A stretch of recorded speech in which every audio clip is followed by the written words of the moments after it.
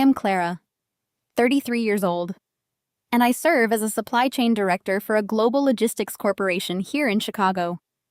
My life is built on precision, efficiency, and maintaining absolute control over complex situations. That same logic applies to my personal life, especially when it comes to the people who raised me. Last evening, they invited my fiancé Harrison and me to a simple dinner at an exclusive steakhouse to finalize floral arrangements. Halfway through the main course, my father made his move. He reached into his briefcase and slid a photocopied birth certificate across the tablecloth. "She is a liar and she always has been my father," declared, raising his voice so neighboring tables could catch the drama. "She has a secret child. Harrison. She abandoned a baby 15 years ago. Beside him." My mother dabbed her dry eyes with a napkin. "Do not let her trap you. 2. Harrison. We could not live with ourselves if we let you marry a monster." I did not argue or scream. I just sat there sipping my water. They expected Harrison to run for the door. Instead, my fiancé simply nodded, pulled out his phone, and placed a clear photograph face up on the table. "Is this the child you are talking about?" Harrison asked perfectly flat. It was a picture of a 15-year-old boy named Leo. My parents stared at the screen and all color instantly drained from their faces. Before I continue this story, let me know where you are watching from in the comments below. Hit the like button and subscribe now. You will want to hear every detail of this story because you will not want to miss how my forensic accountant fiancé and I turned their extortion attempt into a legal nightmare. We did not just survive their ambush. We set a trap that dismantled their perfect fake lives, and we executed it perfectly in the middle of our wedding ceremony. Growing up, I had always been the family scapegoat, the shield they used to protect my younger sister, Savannah, their beautiful golden child. Savannah is 30 now, a former teen beauty queen who married a brilliant African-American tech entrepreneur named Jamal. My parents idolize Savannah. They fund her lavish lifestyle and frantically cover up all her massive mistakes. Harrison is 35 years old and works as a forensic accountant. He spends his days tracking down hidden assets, exposing corporate fraud, and destroying financial lies. He is the last person anyone should try to manipulate. But my parents, Richard and Patricia, have never been smart when it comes to underestimating me or the people I love. They only care about maintaining their flawless suburban image in Oak Brook, where social status is the only currency that matters to them. I watched their performance with absolute detachment tonight. They thought I would break down in tears. They thought I would beg Harrison for forgiveness, plead with them to keep my secret safe, and surrender to whatever financial demands they were about to make. They did not know that Harrison and I have absolutely no secrets. Harrison looked at the redacted birth certificate, then at my mother's fake tears. He did not flinch. He did not show any shock, confusion, or betrayal. He simply reached into his pocket and pulled out his phone. When he placed the screen on top of their fabricated evidence showing the picture of Leo, the silence at our table became deafening. Leo is 15 years old now. He has striking features, sharp eyes, and a very specific smile. Anyone looking closely at that photograph can see the undeniable resemblance to my family. My parents froze. Their mouths opened, but no sound came out. The smug satisfaction resting on my father's face completely vanished, replaced by sheer panic. They realized in a fraction of a second that their elaborate ambush had failed miserably. They realized Harrison was not a clueless victim. He was a professional man who investigated lies for a living, and he had already solved the dark puzzle they were trying to use as a weapon against us. The truth was that 15 years ago, my parents had forced Savannah to give up her baby to protect her pageant image. They spread a vicious rumor claiming I was the reckless teenager who got pregnant, destroying my reputation completely. Now, they wanted $200,000 from my savings to keep quiet about the very lie they had created. They needed the cash to cover their massive debts before Jamal's tech investors looked closely at their finances. My father cleared his throat. trying to regain his dominant posture. "Clara, we can make this all go away," he hissed, leaning across the table.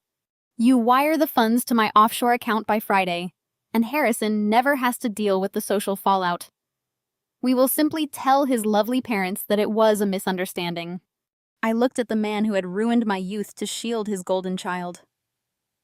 "You are attempting extortion, Dad," I said, my voice steady.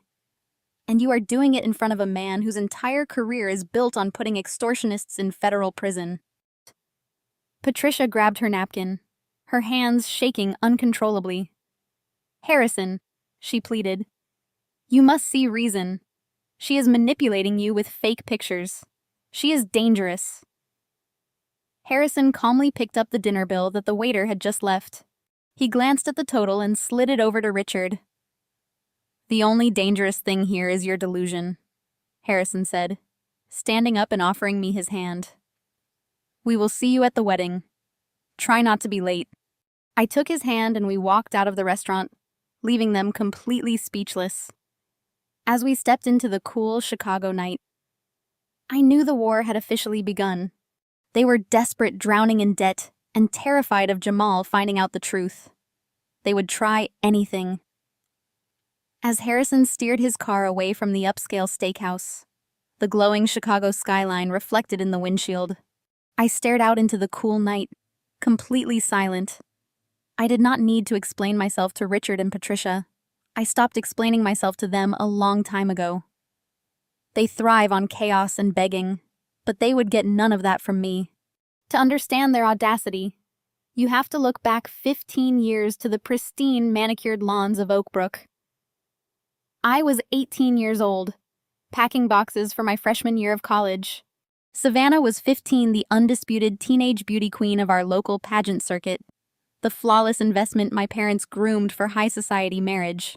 Then reality crashed into their perfect world. I remember walking into the upstairs bathroom and finding Savannah sobbing on the marble floor holding a positive pregnancy test. The teenage father promptly vanished. My parents went into absolute crisis mode. A pregnant 15-year-old pageant queen would ruin their social standing in Oak Brook. They cared nothing about her emotional state, only the whispers at the country club. Patricia and Richard orchestrated a ruthless cover-up. They told everyone Savannah was attending an exclusive summer modeling camp in Europe. In reality, they hid her away at a remote rental property in a different state until she gave birth. They arranged for the baby to be sent away immediately, treating the child like a defective piece of merchandise. But the Oak Brook gossip mill required a sacrifice. Someone had to take the fall for the hushed whispers and the sudden disappearance of my mother during those months. They chose me. They systematically spread a rumor that I was the reckless teenager who had disgraced the family. They branded me as a runaway teen mother. They told our relatives I had birthed a bastard child and dumped it in the foster system to save myself. When I found out about the lies, I confronted them. My father simply unlocked the front door and told me to get out. I was kicked to the curb at 18 with nothing but a suitcase and the meager savings from my part-time job. My college fund was drained to pay for Savannah's secret rental house. I was banished to a tiny apartment, forced to build my life from scratch while they painted themselves as tragic victims. I fought tooth and nail to survive. I put myself through night classes, climbed the corporate ladder in the logistics industry, and became a supply chain director entirely on my own merit. Savannah went on to marry a brilliant tech entrepreneur named Jamal. Living a life of extreme luxury funded by Jamal and my parents' desperate need to keep up appearances. Now, sitting in the passenger seat of Harrison's car, my phone began to vibrate wildly. My father was bombarding me with text messages. The confrontation at the table before we walked out played vividly in my mind. When Harrison placed that photo of 15-year-old Leo on the tablecloth, my parents experienced a momentary system failure. But toxic people never surrender. They doubled down, recovering from the initial shock of seeing the grandson they had discarded. Richard had leaned across the table and pointed a shaking finger at my fiancé. He assumed. I spun an elaborate web of lies to trick Harrison. She is playing you, my father hissed. She is a master manipulator. She probably told you that boy is some charity case. Do not be an idiot. She birthed that bastard and dumped him in the system. She is dragging her garbage into your pristine life. My mother had chimed in, grabbing Harrison's sleeve. She is a sociopath. Harrison. She abandoned her own flesh and blood just so she could pretend to be a career woman. She is lying to you about who that boy really is. They honestly believe their own fabricated history. They thought Harrison was a gullible fool who had been blinded by love.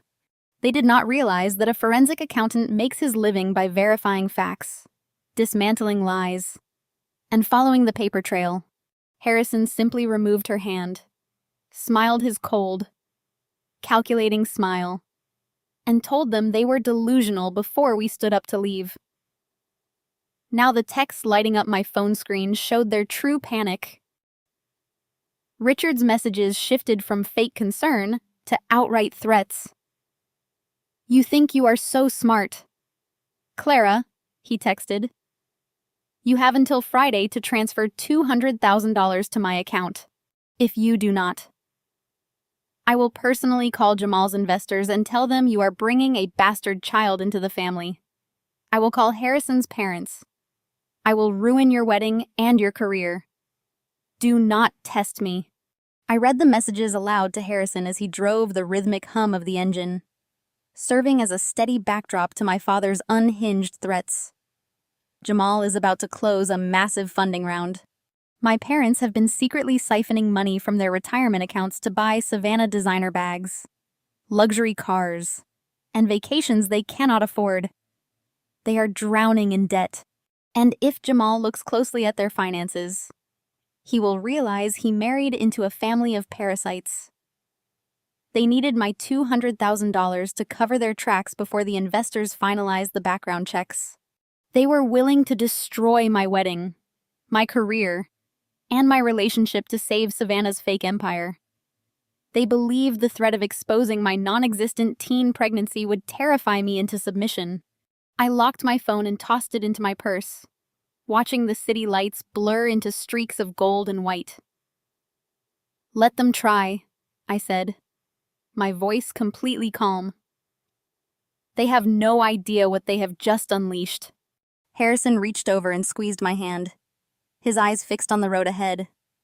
They are amateurs trying to play a high-stakes game, he replied smoothly. By the time we are done with them, they will wish they had never learned how to speak. The following morning, the Chicago wind whipped against the glass facade of my corporate logistics building. I walked through the revolving doors with my usual posture, holding a black coffee and projecting absolute authority. I had barely slept, but my mind was operating with crystal clarity. My father had sent 12 more text messages overnight, escalating his demands. He reiterated his twisted ultimatum requiring $200,000 wired by Friday, or he would unleash his fabricated scandal on Jamal and his high-profile investors. Jamal is a remarkably intelligent, self-made African-American tech entrepreneur who built his software empire from the ground up. He loves Savannah blindly, treating her like a fragile princess. He has no idea that his flawless wife is a hollow shell, or that his wealthy in-laws are financial parasites draining their retirement funds to maintain their country club facade. Jamal is currently navigating the most critical funding round of his entire career. Multi-million-dollar venture capital injection is on the line. Corporate investors perform ruthless background checks. They scrutinize everything, including the immediate family of the founders. My parents are terrified. If those venture capitalists audit the family circle, they will discover the mountains of debt Richard and Patricia have accumulated to fund Savannah's luxury cars and designer wardrobes. Worse, they fear the investors will uncover the dark secret of the abandoned child and associate that moral bankruptcy with Jamal's brand. My parents decided the easiest solution was to extort the money from my savings to patch their sinking ship and use the threat of a fake scandal to keep me silent. They genuinely thought their leverage was bulletproof. They thought leaving an $800 dinner bill on the table for me to pay was a power move. They expected me to panic. transfer the funds, and hide in shame. Instead, I had laughed in their faces, slid that exorbitant leather checkbook right back to my father, and walked out of the steakhouse hand in hand with Harrison. Their intimidation tactics were pathetic. I stepped into the elevator and pressed the button for the executive floor. As the door slid shut, my phone vibrated in my palm. It was an urgent calendar invite from our Vice President of Human Resources requesting an immediate meeting. My father was not wasting any time. Richard has always been a vindictive man. When his extortion failed at the restaurant, he immediately pivoted to character assassination. He knew how hard I had worked to secure my position as a director in a male-dominated logistics field. He knew my professional reputation was spotless. He wanted to burn my career to the ground to teach me a lesson. I walked out of the elevator and strode directly into the Human Resources suite. The vice president, a stern woman named Valerie, motioned for me to close the door behind me. She looked incredibly uncomfortable. She folded her hands on her desk and told me they had received multiple anonymous phone calls that morning. The caller claimed to be a concerned community member, warning the company that I was involved in severe moral turpitude. The caller alleged that I had abandoned a helpless infant years ago and was currently engaged in financial fraud against my own family. Valerie stated that the company did not typically entertain anonymous gossip, but the sheer volume and aggression of the calls warranted a conversation. I sat perfectly straight in my chair, maintaining steady eye contact. I did not show an ounce of fear. I calmly informed Valerie that the calls were coming from my estranged father, who was currently attempting to extort a $200,000 ransom from me to cover his crippling personal debts. I told her he was using a fabricated family scandal to blackmail me, right before my wedding. I offered to provide my legal counsel's contact information and the police report I planned to file regarding the harassment. Valerie's rigid posture instantly relaxed. She realized immediately that the company was being dragged into a toxic family extortion plot. She apologized for the intrusion, assured me my position was completely secure, and promised that the corporate security team would block all future calls from that number. My father's attempt to ruin my career had been dismantled in less than 5 minutes. I returned to my office. My phone buzzed. It was a message from Harrison. He was diving deep into my parents' financial history. Harrison treats fraud like a complex puzzle, and my parents had handed him a missing piece. He texted a brief update, letting me know he was pulling property records, bank statements, and tax filings to uncover exactly how deep their debt truly went. They thought they were untouchable because they lived in a wealthy neighborhood and drove expensive cars. They assumed their carefully curated facade would protect them from any real scrutiny, but they had never faced an opponent who understood the language of money better than they did. Harrison was systematically tearing down their walls, tracking every cent they had siphoned and every lie they had funded. He knew they were desperate, and desperate people always leave a paper trail. I smiled, looking out my window at the sprawling city below me. My parents believed they could still control me using fear and shame, the same weapons they used when I was a helpless 18-year-old girl. They failed to realize that the scared teenager they kicked out of their house no longer existed. She had been replaced by a woman forged in the fire of their rejection. I placed my phone face down on the polished mahogany desk and turned my attention back to the supply chain. Analytics on my computer screen. Let them make their anonymous calls. Let them threaten to ruin my wedding. Let them demand their ransom money.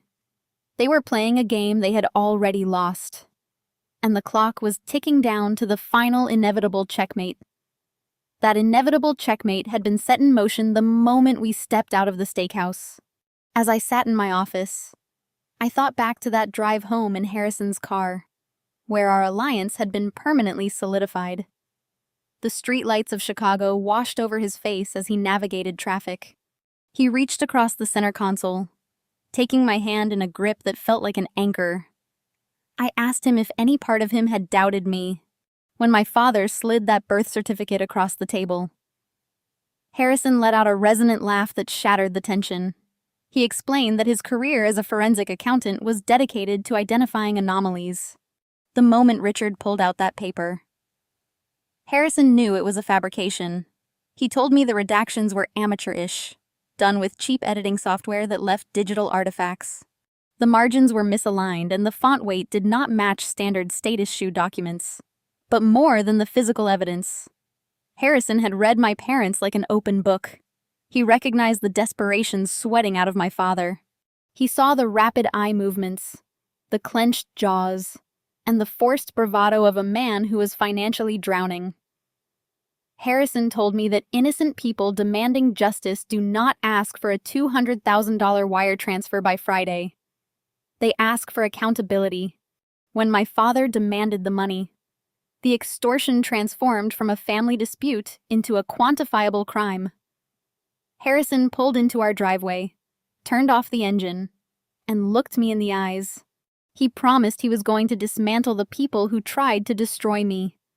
He swore he would trace every hidden bank account, fraudulent tax return, and maxed out credit card attached to Richard and Patricia. In that quiet car, we forged an unbreakable pact. We were no longer just an engaged couple. We were partners preparing for war. My desk phone rang sharply. The anonymous calls to human resources earlier that morning had failed. But Richard was not a man who knew when to quit. If he could not get me fired through administrative gossip, he was going to aim for the top. My assistant knocked on the glass door, her expression tense. She informed me that the chief executive officer requested my presence immediately. I stood up, smoothed my blazer, and walked down the corridor with my head held high. I knew exactly what was happening. My father had escalated his corporate sabotage.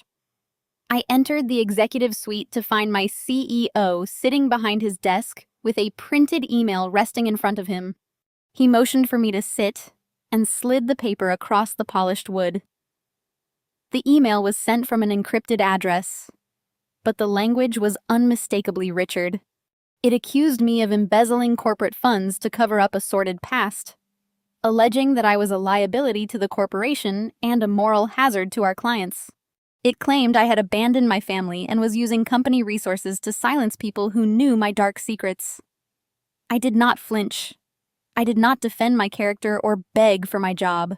I simply reached into my suit pocket and retrieved the meticulously organized legal folder I had prepared last night. I placed it directly on top of my father's slanderous email. I looked my CEO in the eye and informed him that I was currently the target of a vicious extortion scheme orchestrated by my arranged parents. I explained that they were drowning in personal debt and had demanded a $200,000 ransom to keep quiet about a fabricated teenage pregnancy. I opened the folder and presented the police report I filed that morning citing harassment and attempted blackmail. I also provided a preliminary financial summary Harrison had drafted showing my parents' rapidly deteriorating credit and their recent desperate attempts to secure high-interest loans. I told my CEO that in global supply chain management, we deal with hostile vendors, unpredictable crises, and bad faith negotiations every day. I handle millions of dollars in corporate assets and I negotiate with ruthless precision. I assured him that I was handling this personal crisis with the exact same efficiency I bring to the boardroom. I would not allow my family's desperate extortion to impact my performance, my team, or our clients. The CEO looked at the police report, then at the financial summary, and finally at me. A slow smile spread across his face. He leaned back in his chair and tore my father's email into pieces, dropping them into his wastebasket. He told me he did not care about the desperate ramblings of a bankrupt man. He cared about results, and my division had increased revenue by 20% under my leadership. He handed the police report back and commended my proactive crisis management. He assured me that the corporate legal team would issue a cease and desist order to the IP address, and that building security would deny my parents entry if they dared to show their faces. I walked out of the executive suite feeling an overwhelming surge of power. Richard tried to weaponize my career against me. He thought the corporate world was fragile and driven by social optics. He failed to realize that corporate logistics values competence above all else. My professional standing was completely untouchable. I returned to my office and pulled out my phone, texting Harrison. He replied instantly with a single checkmark emoji, followed by a message stating he had just broken through the first layer of my parents' offshore banking shell companies. The corporate sabotage had failed. My parents thought they could break me by attacking my livelihood, but they had only succeeded in proving how bulletproof I truly was. They were running out of precious ammunition, and they were running out of time. The wedding was approaching very fast, and they were about to walk blindly into a trap. They could never escape. 2 days later, I stepped out of the corporate high-rise and walked briskly down the bustling Chicago street toward my favorite Artisol coffee shop. The wind was biting, but the cold felt refreshing against my skin. I needed a brief sanctuary away from the spreadsheets and supply chain logistics. A quick espresso before my afternoon board meeting was my standard routine. I pushed open the heavy glass door of the cafe, expecting the familiar aroma of roasted beans and the quiet hum of typing professionals. Instead, I found a ghost from my past sitting at my usual corner table. Savannah, my golden child sister, sat perched on the edge of a velvet chair, wearing a pristine white designer trench coat and oversized sunglasses that screamed desperate celebrity. She was clutching a paper cup, her manicured fingers trembling slightly. When she saw me walk through the door, she ripped off her sunglasses, revealing eyes that were red and puffy. The flawless pageant queen facade was cracking. I did not turn around, and I did not flinch. I walked straight to the counter, ordered my black espresso, and paid the barista. I slowly made my way over to the corner table and stood looking down at her. Savannah did not waste any time with sisterly pleasantries. She immediately launched into a frantic, tearful performance. "Clara, you have to help me," she pleaded, her voice cracking with manufactured desperation. "Mom and Dad are losing their minds. They told me about the dinner and how you refused to pay them. You have to give them the money. Clara, if you do not, they are going to ruin everything." I took a slow sip of my espresso, savoring the bitter taste before pulling out the chair opposite her and sitting down. I rested my forearms on the small marble table, maintaining unyielding eye contact. "What exactly are they going to ruin, Savannah?" I asked, my voice perfectly level. "Your fake life," she gasped, placing a dramatic hand over her chest. "Jamal is going to leave me. Clara, you know how he is. He built his entire tech company on transparency and trust. He despises liars. He told me once that deception is the only thing he would never forgive. If he finds out I had a baby at 15 and dumped him in the system, Jamal will divorce me immediately. I will lose everything. My house, my status, my marriage. He has a brutal prenuptial agreement. Clara, I will be left with absolutely nothing." I watched her hyperventilate, leaning forward as if her panic would somehow become my emergency. It was a fascinating psychological study. Savannah genuinely believed that her comfort was the center of the universe. She leaned closer, dropping her voice to a desperate whisper. "You are already successful. Clara, you have a massive salary, a great job, and Harrison loves you. You do not need a perfect reputation. Nobody in your logistics world cares about family drama. You can absorb this. Just pay Mom and Dad the $200,000 and take the fall for me. Just one last time. Please, I am begging you. Let them keep telling people the baby was yours. It does not hurt you anymore, but the truth will completely destroy me." I let her words hang in the air, allowing the sheer audacity of her request to echo between us. She wanted me to pay a massive ransom to our extortionist parents just to protect her from the consequences of her own lies. She wanted me to happily wear the scarlet letter of an abandoning mother so she could continue playing the pure, innocent wife to a man she was actively deceiving. I set my espresso cup down with a sharp clink that made her jump. "You really are a masterpiece of delusion." "Savannah," I said, keeping my tone icy and precise. "You sit there wearing a coat that costs more than my first car, and you beg me to empty my savings to save your marriage from your own deception. You want me to buy your silence and pay for your sins? No. Savannah, I am not paying $200,000 to maintain your fictional purity. Your lies to Jamal are your debt to pay, not mine." "But you are my sister," she cried out, tears spilling over her mascara. "We are supposed to protect each other. We are family." I leaned in closer, ensuring she heard every single syllable of my response. "We stopped being family 15 years ago when you let Mom and Dad throw me onto the street to protect your pageant crown," I said. "You watched them strip away my college fund. You watched them ruin my reputation. You watched them banish me while you sat safely in your luxurious bedroom applying lip gloss. You never once spoke up to defend me. You never once reached out to see if I was starving or freezing. You took my sacrifice and you built your entire fake existence on top of it. I am not your shield anymore. Savannah, the armor is gone." "Clara, please," she sobbed, reaching out to grab my hand. I pulled my hand back instantly, disgusted by her touch. "Jamal will hate me. He will look at me like I am a monster." I stood up, buttoning my suit jacket with absolute calm. "Then you should not have acted like a monster," I replied smoothly. "You made your choices. Savannah, you chose to abandon your child.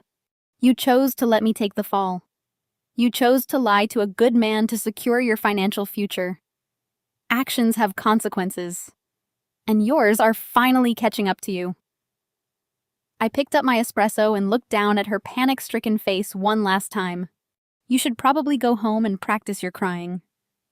"Savannah," I said, "you will clearly need it when Jamal eventually sees the real you." I turned and walked completely away from her. I stepped out of the coffee shop and let the heavy glass door swing shut behind me.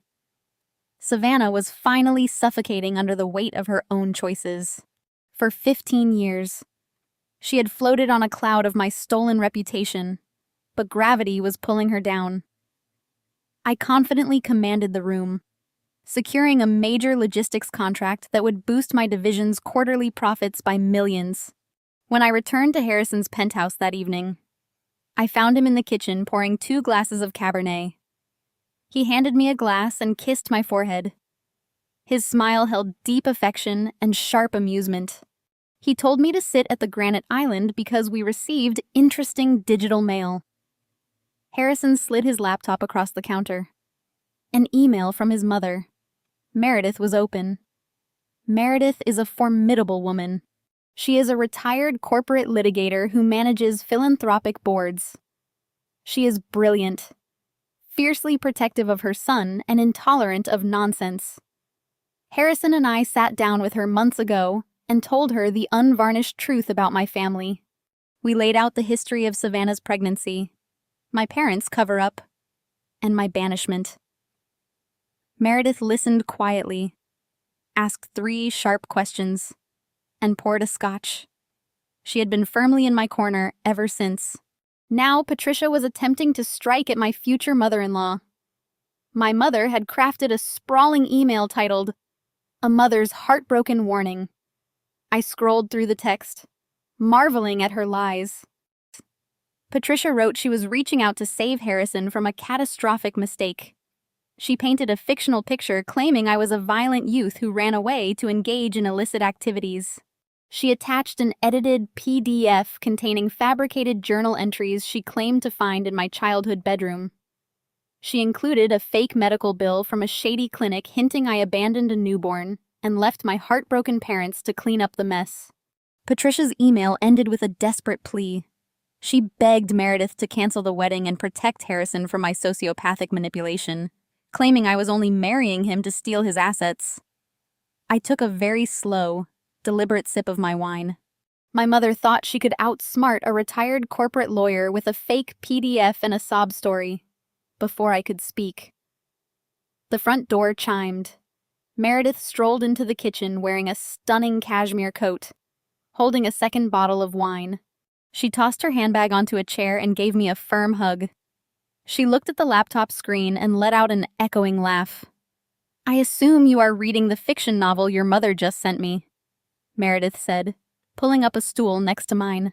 "I have seen desperate litigation tactics in my career, but this is truly bottom-of-the-barrel work." Harrison poured his mother a glass of wine.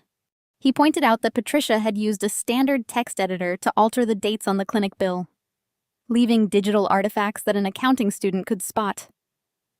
Meredith took a sip of her wine and shook her head in amusement. "The best part is the fake diary entry." She noted, her eyes sparkling. "Your mother used a cursive font from a word processor and tried to pass it off as handwritten angst. She honestly thinks I am stupid." We sat around the island dissecting my mother's attempt at sabotage. There was no hesitation and no fear. Patricia had hoped to isolate me. She wanted to plant a seed of disgust in my future family, causing them to reject me just as she had. She wanted me to be alone and vulnerable so she could force me to pay her ransom. Instead, her malicious email backfired. It cemented the bond between Harrison, his mother, and me.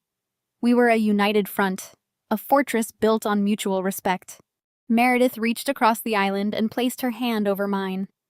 She looked at me with a fierce maternal protectiveness that I had never experienced from my own blood relatives. "You are marrying into our family." "Clara," Meredith said, her voice becoming dead serious. "We protect our own. Your mother is a parasite attempting to feed on your success. She tried to use me as a weapon against you, and that is an insult. I do not take lightly." I felt a tightness in my throat. It was profound gratitude. For the first time, I had a mother figure who actually defended me. I smiled deeply and thanked her. Harrison closed the laptop with a decisive snap. He told us Patricia's email was not just a pathetic social play. It was a glaring indicator of their accelerating panic. He explained that desperate people make careless mistakes, and my parents were hemorrhaging caution. Harrison walked over to his leather briefcase and pulled out a thick manila folder. He dropped it onto the granite counter next to our wine glasses. He looked at me with a predatory glint. He had spent the last 48 hours digging through the deepest layers of Richard and Patricia's financial history. He pulled hidden offshore routing numbers, shell company registrations, and historical property deeds. He said, "My parents were not just drowning in consumer debt to fund Savannah's lifestyle. They were hiding a massive financial crime that occurred 15 years ago." Harrison gently tapped the top manila folder. He told me, "My parents did not just send Savannah's baby to a random foster agency to protect her pageant image. He said they orchestrated a highly illegal transaction. They turned a human life into a profit margin." I stared at the folder, my pulse pounding loudly in my ears. The wine in my glass caught the ambient light, casting a dark red shadow across the kitchen island. The game was escalating beyond simple extortion and corporate sabotage. We were stepping into the realm of federal crimes. Harrison had found the smoking gun, and my parents' meticulously crafted world was about to be burned to ash. Harrison opened the manila folder and spread a series of highlighted bank statements. Across the cool granite island, the paper trail was 15 years old, but the ink might as well have been fresh blood. He explained that forensic accounting is not just about looking at what is visible, but hunting for what is deliberately missing. He had noticed a massive void in my parents' financial history right around the time Savannah got pregnant. They were heavily over-leveraged. Then, just as they are now, they had maxed out their credit lines and were facing imminent foreclosure on their pristine Oakbrook estate. Their country club membership was suspended and creditors were circling their suburban fortress. Then, a miraculous financial recovery occurred. Harrison tapped a redacted document showing a sudden influx of capital. Exactly 2 weeks after I was thrown out of the house and labeled a disgrace, a deposit of $50,000 materialized. It was routed into a secondary checking account, hidden under Patricia's maiden name. Harrison traced the routing numbers back through a labyrinth of shell accounts. The wire transfer did not come from an investment dividend or a generous relative. It came from the offshore escrow account of a man named Wallace Montgomery. Wallace was a local attorney who was quietly disbarred a decade ago for brokering illegal private adoptions and embezzling client funds. Harrison walked me through the ledgers with surgical precision. Wallace Montgomery transferred exactly $50,000 to Patricia. A week later, my parents paid off their mortgage RRs. A month after that, they paid their delinquent country club membership dues in cash. They even bought Savannah a brand new luxury sedan to reward her for her silence. They literally funded their opulent lifestyle by selling their own flesh and blood. They brokered a black market adoption, handing over a newborn baby to strangers in exchange for untaxed, under-the-table cash. They effectively sold Savannah's infant and used the profits to buy their way back into high society. I felt the air leave my lungs. The sheer depravity of their actions was staggering. They did not just exile a child to protect a pageant crown. They capitalized on a teenage pregnancy. They monetized my banishment. I was the convenient decoy, a distraction for the Oakbrook gossips, while they completed a human transaction in the shadows. I looked at the bank statement bearing my mother's maiden name. I traced the printed numbers with my index finger. The coldness inside me solidified into something unbreakable. I remembered standing on the porch with my suitcase, watching them smile through the window. I had thought they were relieved to be rid of me. Now I knew the truth. They were celebrating a massive payday. Meredith leaned over the island, examining the wire transfer codes. Her eyes narrowed as she processed the legal implications. As a former corporate litigator, she immediately categorized the crimes. She pointed out that failing to report a $50,000 income is blatant tax evasion. Using wire transfers across state lines to conduct an illegal adoption constitutes federal wire fraud. She took a sip of her wine and smiled grimly. She stated that Richard and Patricia had inadvertently handed us the keys to their complete destruction. They were threatening to expose a fake scandal while sitting on a mountain of federal felonies. Harrison flipped to the next page in the folder. He explained how he verified the transaction. He dug into the adoptive parents' background.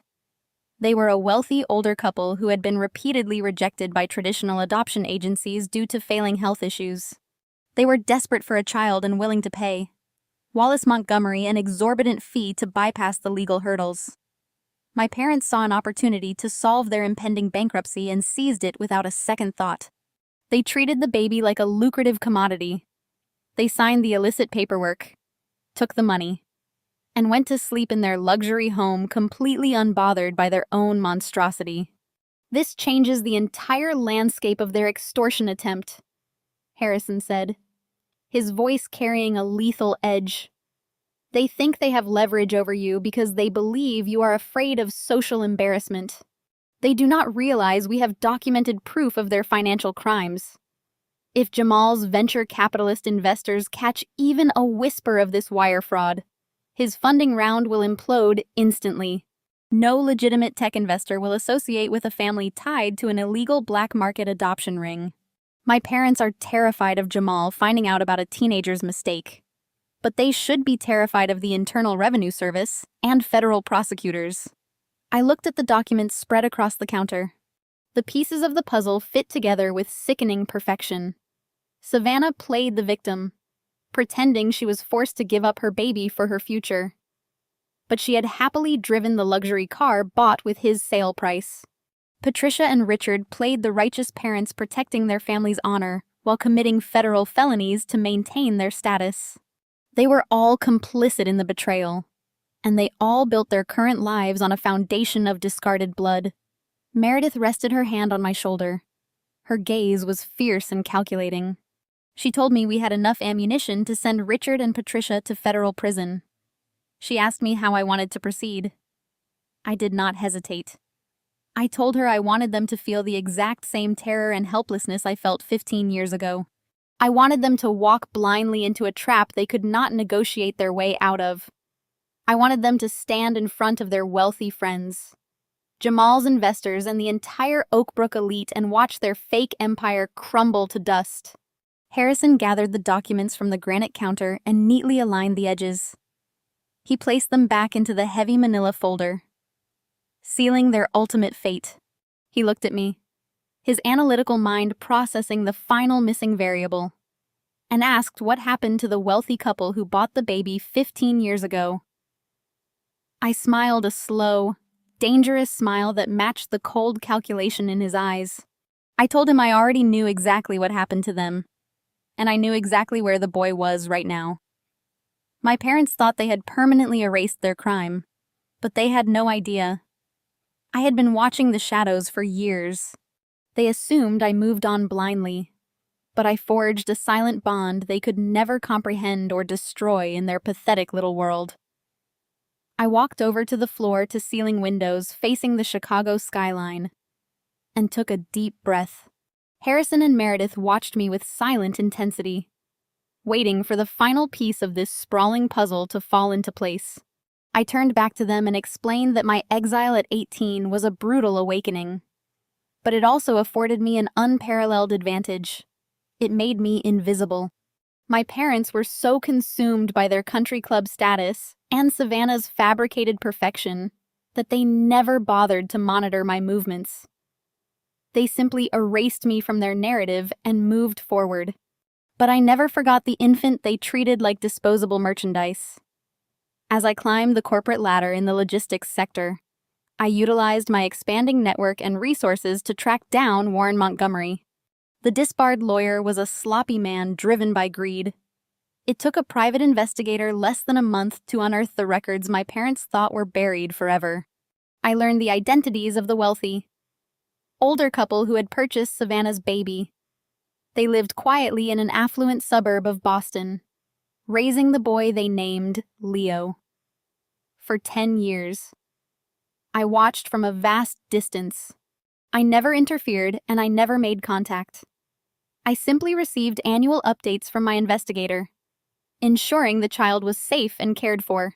I justified my silence by telling myself he was better off far away from the toxic wasteland of our biological family. Then, 5 years ago, the fragile stability of Leo's world violently shattered. The investigator called me on a Tuesday morning with grim news.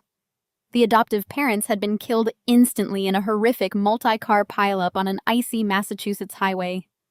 Leo was 10 years old, entirely alone, and entirely vulnerable, because the adoption was brokered illegally through Montgomery's black market channels. The legal paperwork was a disorganized nightmare. The state was preparing to place Leo into the foster care system while they attempted to untangle the fraudulent records and locate next of kin. My parents had intentionally severed all legal ties during the illicit transaction, leaving the boy effectively orphaned in the eyes of the law. I did not hesitate for a single second. I booked the next flight to Boston. I retained the most ruthless family law attorney in the state and marched directly into the Child Services Administration building. I presented myself as his biological aunt.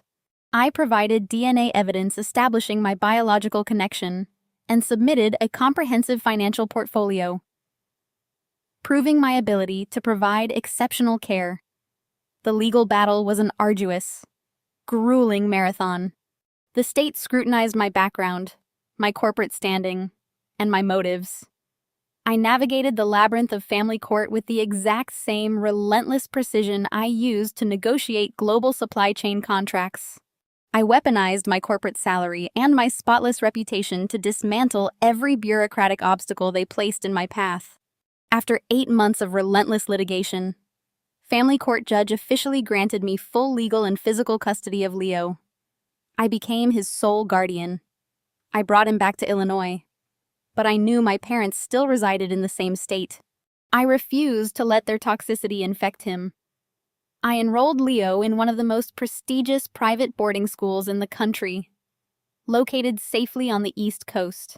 I have personally funded every cent of his tuition, his room and board, and his extracurricular activities, using the wealth I accumulated through my own sheer grit.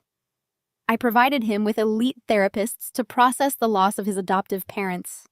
I gave him the stability and fierce protection that my own parents completely failed to provide for either of us.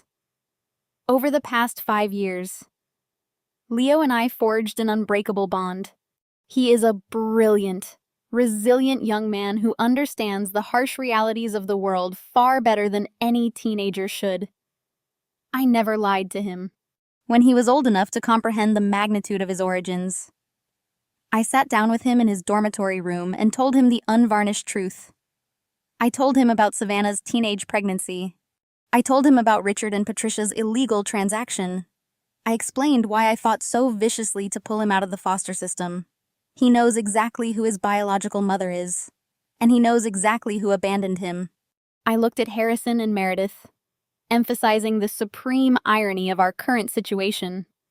For 15 years, Savannah has played the role of the innocent golden child while living in a luxury home funded by her son's sale. For 15 years. Richard and Patricia have slept soundly, believing they successfully erased their crime. They look down on me and call me a disgrace. They threaten to ruin my life with a fake scandal because they are absolutely clueless.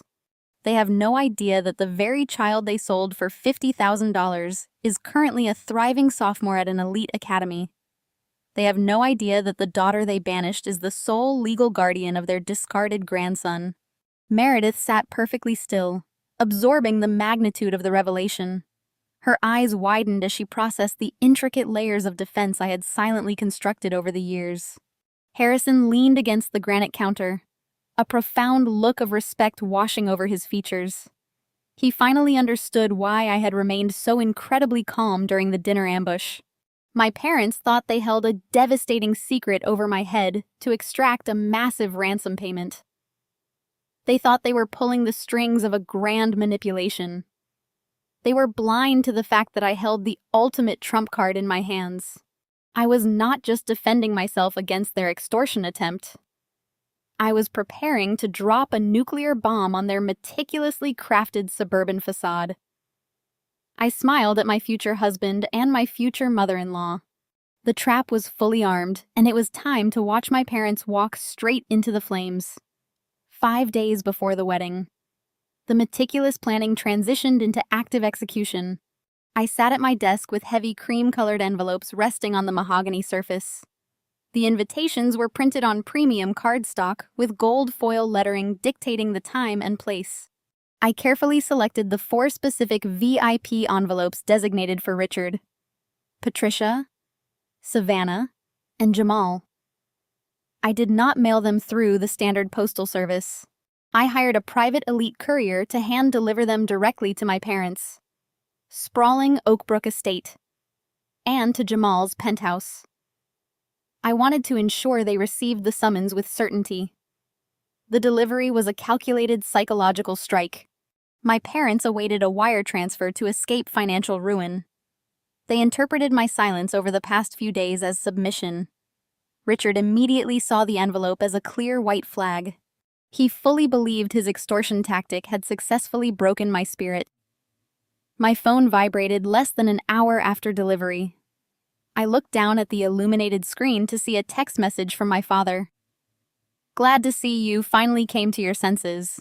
Clara, the invitations are beautiful. Your mother and I are looking forward to the celebration. We assume the $200,000 transfer is processing through the bank. I will check my offshore accounts by the end of business today. Do not make us wait any longer. It is good that you decided to protect your future instead of fighting a losing battle. See you at the altar." I stared at the glowing text message, feeling absolutely nothing resembling fear or anxiety. My father genuinely believed he had won the war. He thought he had outsmarted a supply chain director and a forensic accountant by using a 15-year-old ghost story. He was eagerly anticipating a massive payday that would never arrive. I did not type out an angry paragraph or attempt to defend my position. I did not mention his impending federal tax audit or the wire fraud evidence sitting safely in Harrison's briefcase. I simply typed the Chicago Estate Street address where the wedding would occur and pressed send. I provided no further context, no confirmation of funds, and no emotional reaction. Let him interpret the address however he wanted. The trap was completely set, and the bait had been swallowed whole. Later that afternoon, I left and drove to an exclusive bridal boutique in the Gold Coast neighborhood. It was time for my final dress fitting. The boutique was a sanctuary of quiet luxury, featuring pristine white walls and plush velvet seating. My bridal consultant greeted me with a warm smile and escorted me to a private fitting suite. I stepped onto the circular pedestal and allowed her to carefully zip the heavy silk gown.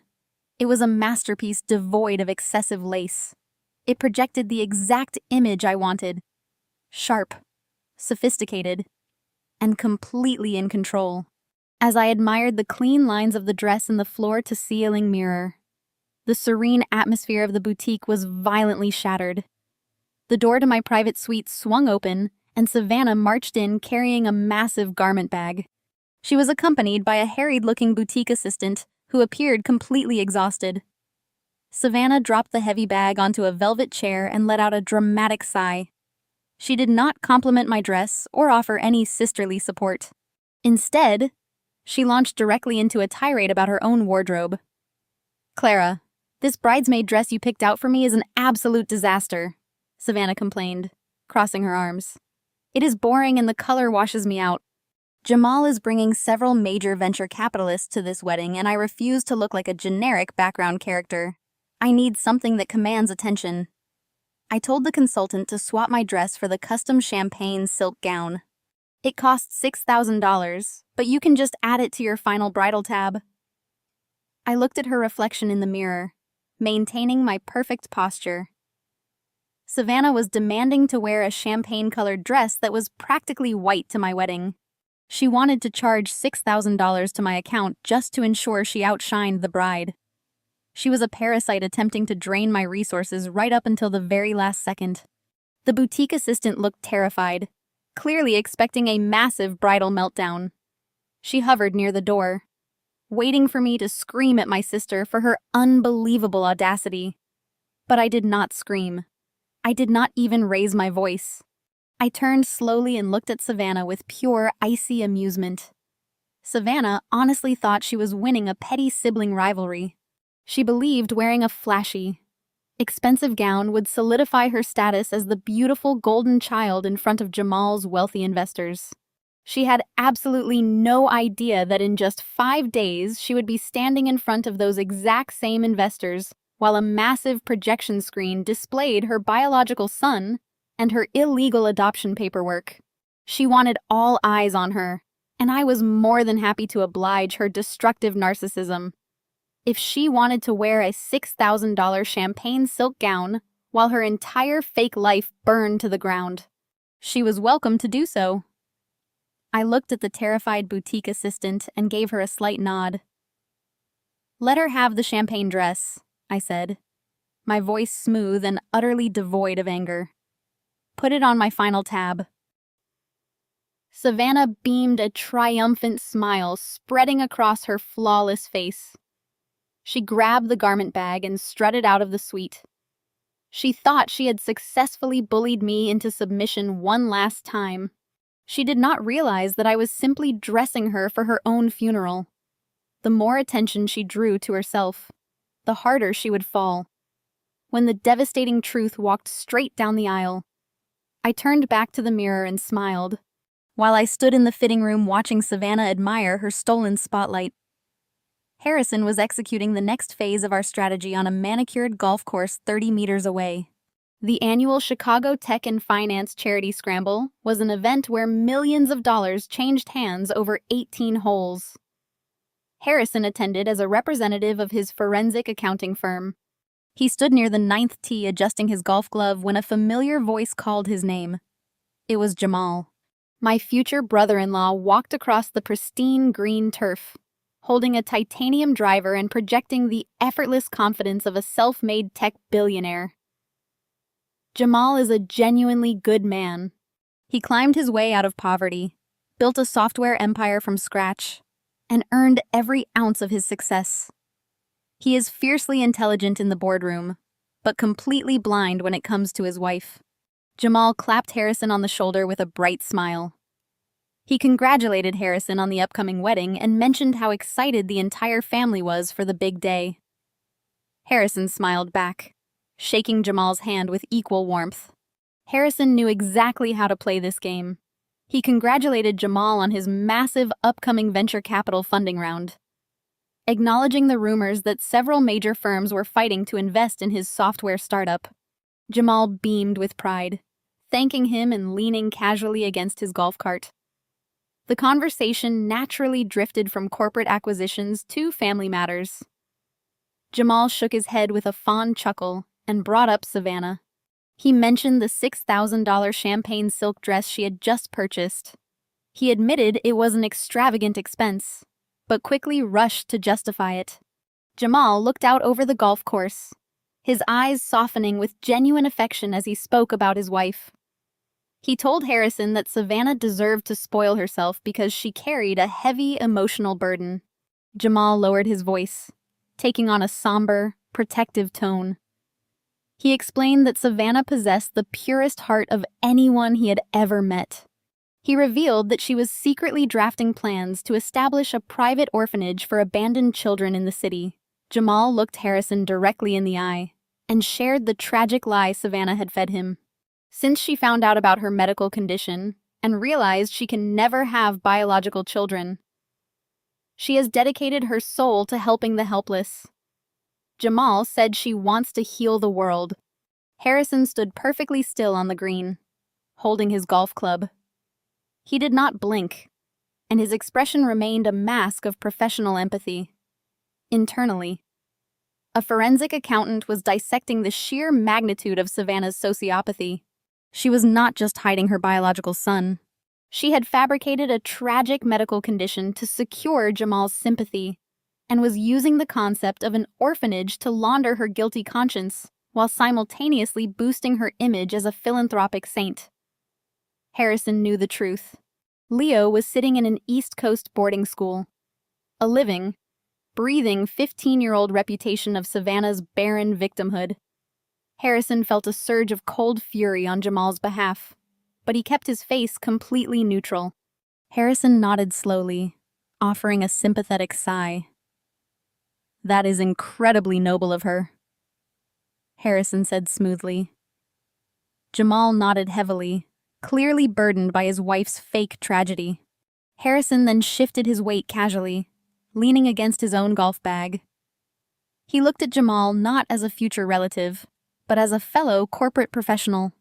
Jamal Harrison began his tone shifting from sympathetic family member to sharp financial advisor. "I want to speak to you off the record, just between two men who understand how brutal corporate finance can be."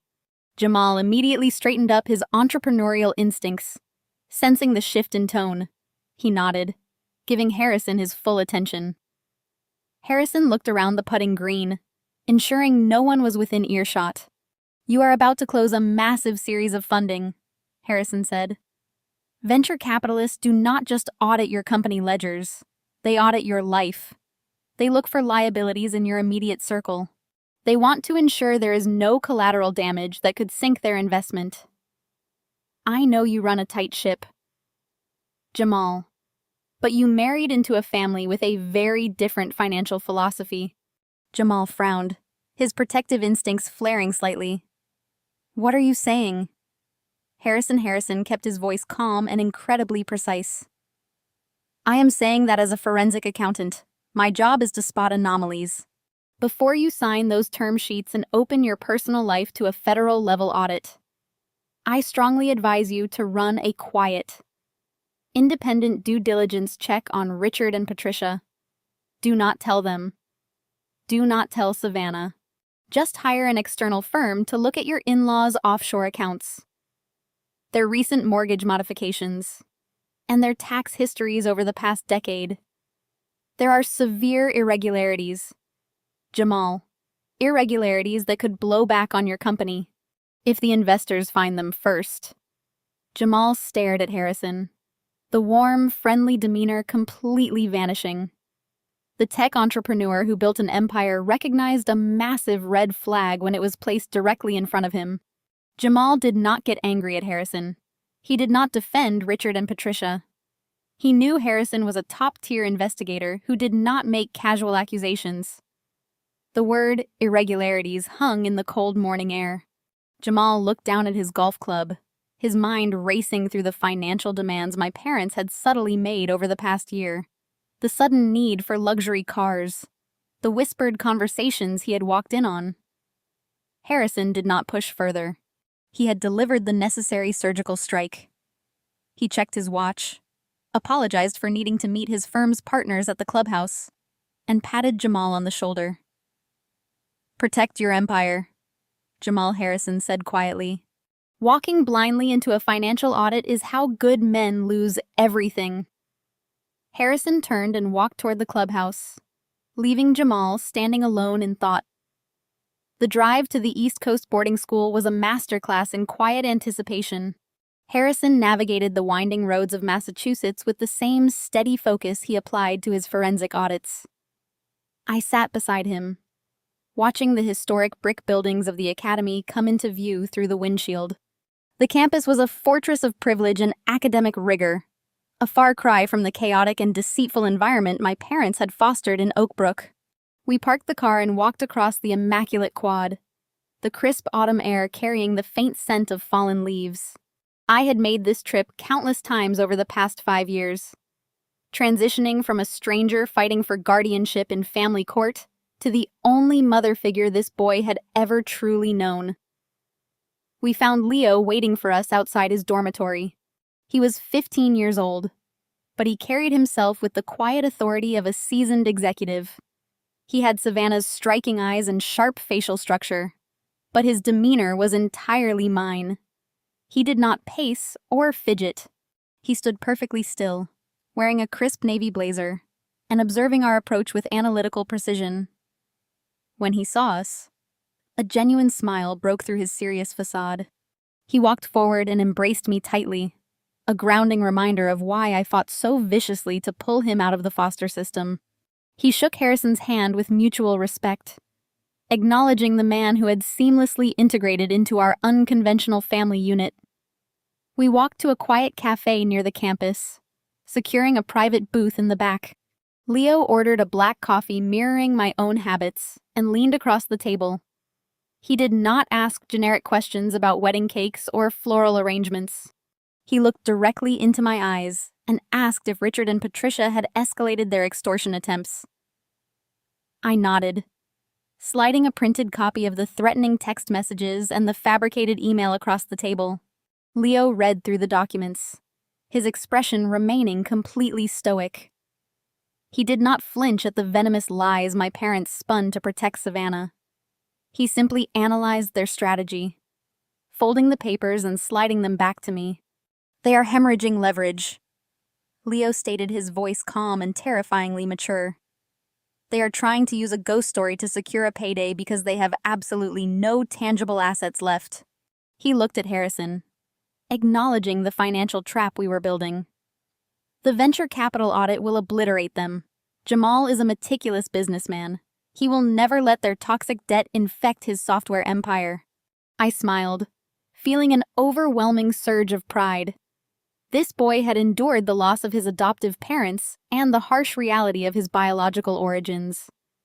Yet, he had emerged as a brilliant strategist.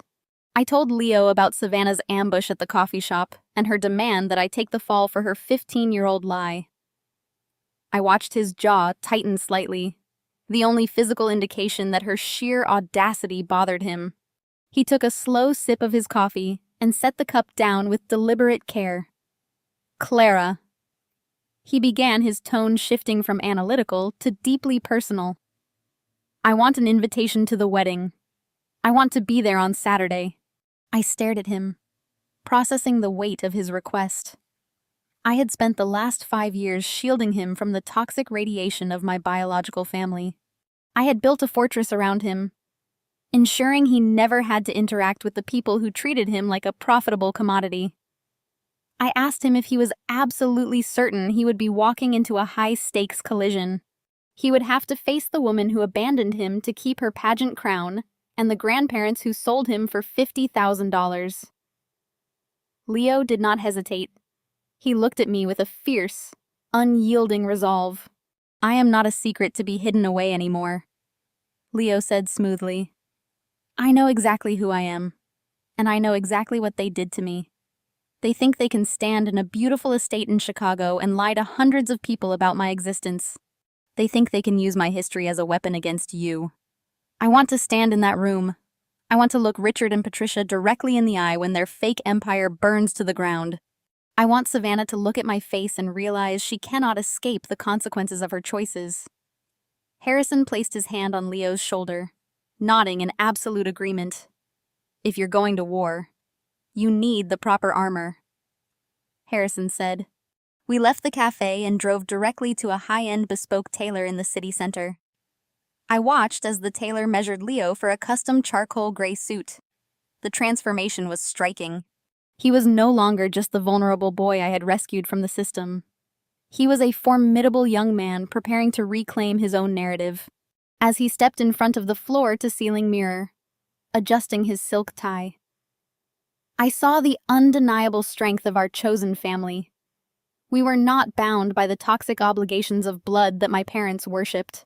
We were bound by loyalty, sacrifice, and absolute truth. Harrison stood on one side of him, and I stood on the other, looking at our combined reflection. We had forged a fortress built on mutual respect and unbreakable trust. Leo looked at our reflection and smiled a sharp, confident expression that mirrored my own. We were ready to board a flight to Chicago. We were ready to walk into that historic estate and deliver a reckoning 15 years in the making. My biological family believed they were attending a wedding where they held all the power. They had absolutely no idea that the executioner they were about to face was wearing a tailored charcoal suit and carrying the exact genetic proof they tried to sell. The rehearsal dinner took place the evening before the wedding at a sophisticated private dining room overlooking the Chicago River. The atmosphere was heavy with unspoken threats and calculated performances. Richard and Patricia arrived projecting absolute arrogance. They genuinely believed they had won the war. They assumed my silence over the past 5 days meant I had capitulated, and the $200,000 was quietly processing through the offshore channels. They stood by the floor-to-ceiling windows, sipping champagne and looking at Harrison and me with smug satisfaction. Savannah was operating at peak performance level, wearing an inappropriately glamorous silver gown. She clung to Jamal's arm, playing the role of the devoted sister. She kept reaching out to touch my hand, making saccharine comments about how beautiful the ceremony was going to be. Jamal smiled proudly, completely oblivious to the venom lurking beneath her sweet facade. Harrison and I played our parts flawlessly, moved through the room, greeting guests, and maintaining a calm, polished demeanor that my parents interpreted as submission. We did not flinch when Richard offered a thinly veiled toast about family obligations and the importance of paying one's dues. We simply smiled and raised our glasses, allowing them to build their own gallows. As the evening progressed, the tension escalated subtly. Richard cornered Harrison near the private bar, his voice dropping to a conspiratorial whisper. He asked if the final financial arrangements had been settled, hinting heavily at the extortion demand. Harrison looked at my father with his cold, analytical eyes and smiled. He assured Richard that every single financial detail had been completely finalized, and that Richard would receive exactly what he deserved tomorrow. Richard nodded approvingly, completely missing the lethal double meaning in Harrison's words. Patricia pulled me aside near the floral arrangements, her grip surprisingly strong. She hissed that I was making the smart choice, and that Jamal's investors would be very pleased to see such a united family front. I looked her directly in the eye and told her she had absolutely no idea what was coming tomorrow. The rehearsal dinner concluded with a final round of applause and artificial hugs. My parents and Savannah left the venue, radiating triumph, confident that their fake empire was secure. Harrison and I returned to his penthouse to finalize the logistics for the ultimate payoff. The trap was perfectly constructed, and every variable had been accounted for. The wedding morning broke with clear skies and a crisp chill in the air. The venue was a breathtaking historic estate on the outskirts of Chicago, featuring manicured gardens and a grand ballroom. The logistics of the day required absolute precision. Savannah arrived early for hair and makeup, wearing a dress that was practically white, a blatant attempt to steal focus. She complained about the lighting, the temperature, and the champagne attempting to establish dominance in the bridal suite. I ignored her completely, focusing on my own preparation. My dress was a masterpiece of structural silk, projecting the exact authority I needed for the impending confrontation. Down the hall in the groomsmen's suite, Richard made one final desperate attempt to secure his leverage. He cornered Harrison, demanding confirmation that the wire transfer had cleared before he walked his daughter down the aisle. Harrison, adjusting his cufflinks, did not lose his composure. He looked at Richard and delivered a line that would echo in my father's nightmare for years. Harrison stated firmly that Richard was about to receive something far more valuable than $200,000, and that the transaction would be extremely public. Richard frowned, confused by the phrasing, but he assumed it meant a grand gesture or a public declaration of financial support. He had no idea the executioner was already in the building. The ceremony was scheduled to begin at exactly 4 o'clock. The guests had taken their seats in the grand ballroom, which was decorated with thousands of white roses. Jamal sat in the front row, his investor seated prominently behind him. The string quartet began to play, signaling the start of the procession. I had specifically instructed the wedding coordinator that Richard would not be walking me down the aisle. I refused to let the man who sold my nephew perform the role of a loving father. I walked down the aisle alone, my steps measured and completely steady. The atmosphere was beautiful, but underneath the floral arrangements and the classical music, a massive bomb was ticking. I reached the altar and stood beside Harrison. Our hands met, and the sheer confidence in his grip anchored me. The officiant began the traditional ceremony, speaking about love, commitment, and honesty. I kept my eyes locked on Harrison, but in my peripheral vision, I saw Richard shifting in his seat. The moment was approaching.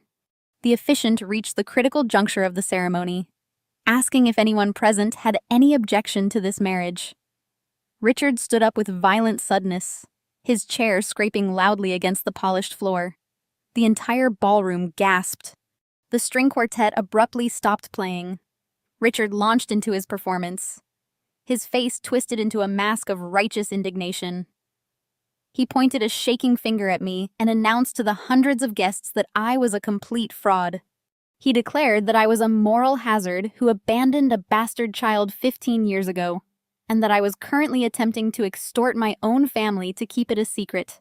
Savannah immediately buried her face in Jamal's shoulder, acting out a dramatic sob playing the devastated sister perfectly. The ballroom erupted into shocked whispers. Jamal's investors leaned forward, their expressions hardening. The trap had been sprung. Richard believed he had just destroyed my life and secured his ransom. He thought I would collapse in tears or beg for mercy. Instead, I did not shed a single tear. I did not panic. I raised my hand, silencing the whispers echoing through the room. I looked directly at Harrison, who gave me a sharp, precise nod. It was time I stepped away from the altar and walked toward the center of the aisle, my structural silk gown rustling in the sudden silence. I took the microphone from the shocked officiant and looked at my father. My voice was calm, carrying easily to the back of the room.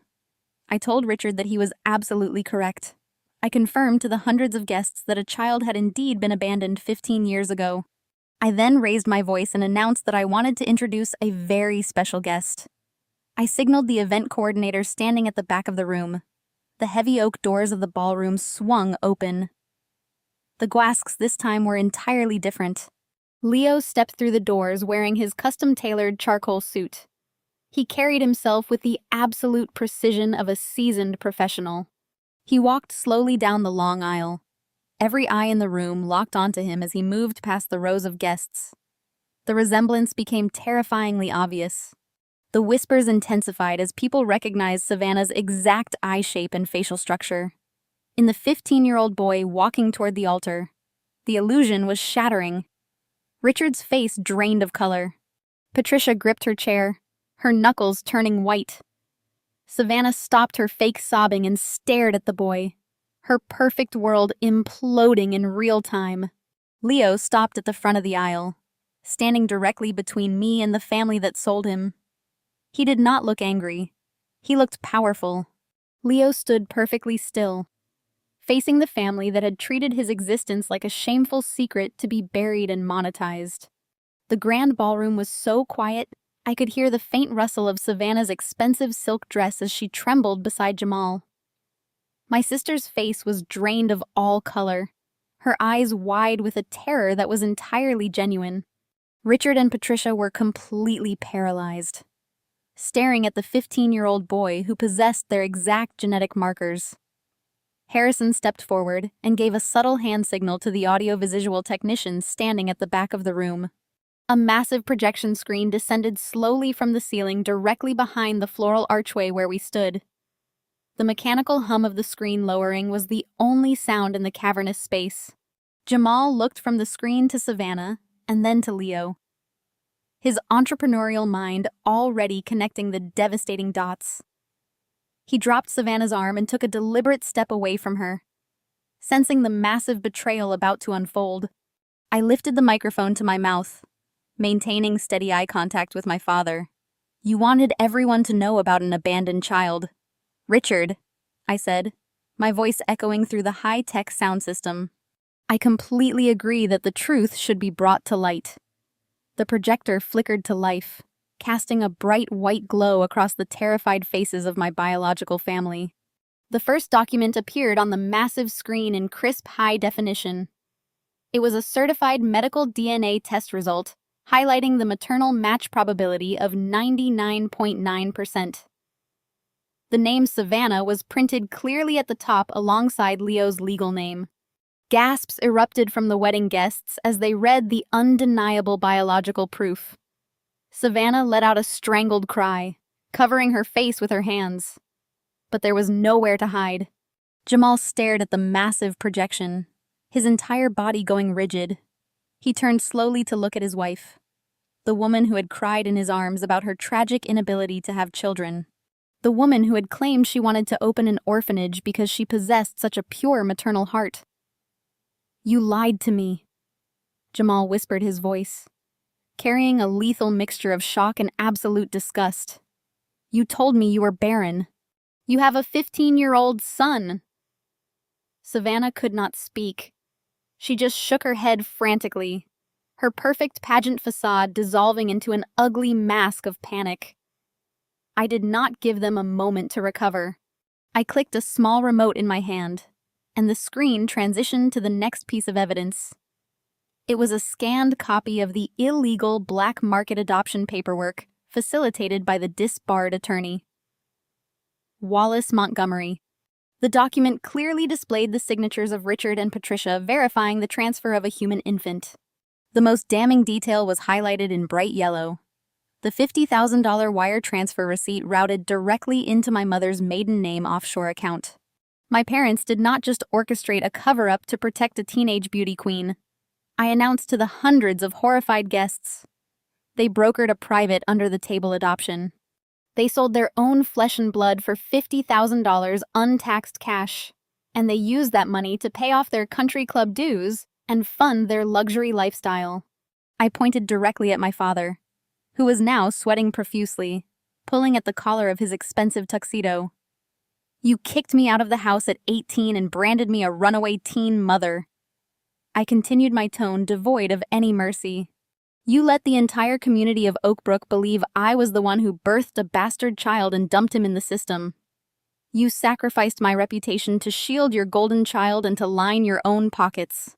Several of Jamal's venture capital investors sitting in the front rows began whispering furiously to one another. Their expressions were completely disgusted. Corporate professionals understand fraud, and they were looking at a family steeped in federal wire fraud and tax evasion. Richard raised his hands in a desperate, pleading gesture. "CL, please," he stammered, his voice cracking. "We can explain everything. This is a massive misunderstanding. You do not know the whole story. There is no misunderstanding." Richard Harrison interjected his voice, projecting absolute authority. "You attempted to extort $200,000 from Clara this week, threatening to expose this exact child. You thought you were blackmailing her, but you were simply handing a forensic accountant the final pieces of your federal crime." I clicked the remote one final time. The screen displayed a certified family court document from the state of Massachusetts. It was an official decree of permanent legal guardianship bearing my name. 5 years ago, Leo's adoptive parents were killed in a tragic accident. I informed the silent ballroom. My parents had completely severed all legal ties, leaving him to be thrown into the foster care system. I was the one who flew across the country. I was the one who fought a grueling 8-month legal battle to pull him out of state custody. I have been his sole legal guardian, and I have funded his entire life and education with the money I earned through my own hard work. Turned to look at Leo, who was standing tall and proud beside me. He did not look like a victim. He looked like a survivor who had found his true family. I placed my hand on his shoulder and he leaned into the touch, solidifying our bond in front of the people who threw him away. "The people who sold you are standing right there," I told him, my voice softening only for him. "But the family that chose you is standing right here." The entire ballroom erupted into applause while my biological parents and sister collapsed in absolute ruin, realizing their pristine world was gone forever and destroyed. The applause was a roaring validation from a room witnessing the absolute dismantling of a toxic empire. Jamal stood from his front row seat, his face devoid of emotion. He did not yell. His silence was devastating. He looked down at Savannah, who was kneeling and sobbing, clawing at his pant leg, begging him to listen. Jamal looked at her with chilling emptiness. He slowly slid the platinum wedding band off his finger. The metallic clink of the ring hitting the polished floor echoed sharply. He turned his back on her and walked straight out of the ballroom without uttering a syllable. Several venture capital investors immediately followed him out, their expressions a mixture of shock and disgust. Savannah scrambled to her feet, screaming his name, attempting to chase him. But Harrison had already signaled our private security team. 4 security guards materialized from the shadows, moving with professional efficiency. 2 guards intercepted Savannah, while the other 2 approached Richard and Patricia. My father was hyperventilating as the reality of his public execution set in. Patricia was weeping uncontrollably, ruining the designer makeup she had applied to steal the spotlight. The head of security firmly informed them they were trespassing and needed to vacate immediately. Richard tried to muster his former arrogance, threatening to sue, but his voice cracked pitifully. The guards did not engage in negotiations. They firmly grasped Richard and Patricia by their arms and escorted them down the aisle, forcing them to walk. The walk of shame past hundreds of judging eyes. Savannah was dragged out behind them, still screaming for Jamal, her champagne silk dress dragging across the floor like a dirty rag. As the heavy oak doors closed behind them, the toxic tumor that had infected my life for 33 years was finally permanently excised. I took a deep breath, the pristine air of the ballroom feeling lighter and cleaner than it had all day. I turned to the string quartet and gave them a gentle nod. The musicians instantly transitioned into a bright, triumphant melody, shifting the energy in the room from a dramatic reckoning back to a celebration of love.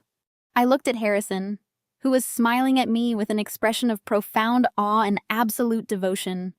We turned back to the officiant, who was staring at us with wide eyes, having just witnessed the most explosive wedding ceremony of his entire career. He cleared his throat and asked if we were ready to proceed. I told him nothing was standing in our way. The ceremony resumed with a renewed sense of authenticity. Leo stepped forward, taking his rightful place as our ring-bearer. He handed Harrison the bands with a proud smile, holding his head high. We exchanged our vows, not just as a couple, but as a united front, promising to protect and honor the family we had chosen. The moment Harrison kissed me, the room erupted into cheers again, sealing the beginning of our new lives. The reception that followed was a masterclass in joy. We celebrated without the suffocating presence of my parents or Savannah trying to steal attention. Jamal even returned an hour later, having composed himself. He walked directly up to me, shook my hand, and thanked me for saving him from signing away his tech empire to a family of parasites. He stayed for the rest of the night, sharing a drink with Harrison and toasting to our future. The consequences of that afternoon echoed for months, tearing through the remnants of Richard and Patricia's fraudulent lives. Harrison made good on his promise to dismantle their financial structure. He compiled a massive dossier containing the black market adoption paperwork, the wire transfer receipts, and the offshore bank account routing numbers. He anonymously submitted the file to the Internal Revenue Service. The federal audit was swift and merciless. My parents were formally indicted on multiple counts of tax evasion and federal wire fraud. Their assets were frozen immediately. The bank foreclosed on their Oak Brook estate, casting them out of the wealthy suburb. They had sacrificed my childhood to stay in. They were left entirely destitute, relying on court-appointed public defenders to negotiate prison sentences. Savannah fared no better. Jamal filed for divorce the very next morning, executing a brutal morality clause embedded in their prenuptial agreement. Because she had intentionally committed fraud by concealing a biological child and hiding illegal financial transactions. The courts nullified her claims to Jamal's tech fortune. She was left penniless, banished from the high society circles she had worshipped, and forced into a cheap apartment in a neighboring state. Her social media presence was annihilated, with former friends and pageant associates publicly distancing themselves from her toxic legacy. 2 years have passed since the wedding that changed everything. I am sitting in the backyard of the custom home Harrison and I built, watching the autumn leaves fall across the patio. Harrison is turning steaks on the grill while laughing at something Leo just said.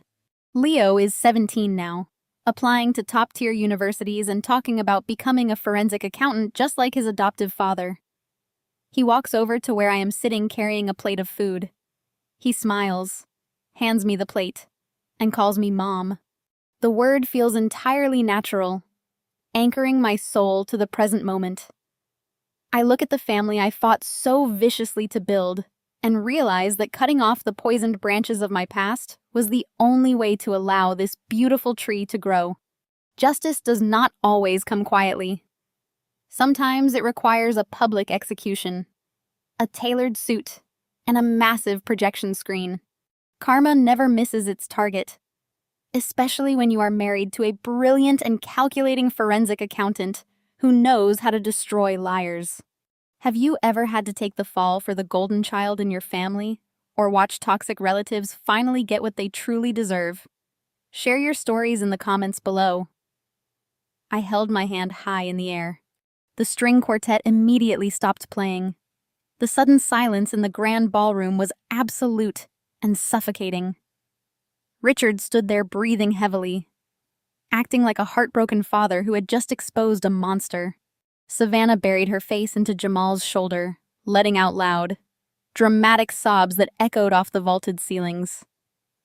I did not shed a single tear. I did not look away. I turned my head slightly and locked eyes with Harrison. My brilliant forensic accountant husband gave me a single precise nod. It was time to execute our plan. I reached out and took the microphone from the trembling hands of the officiant. He stepped back, looking terrified of the family drama unfolding before him. I turned to face the hundreds of guests.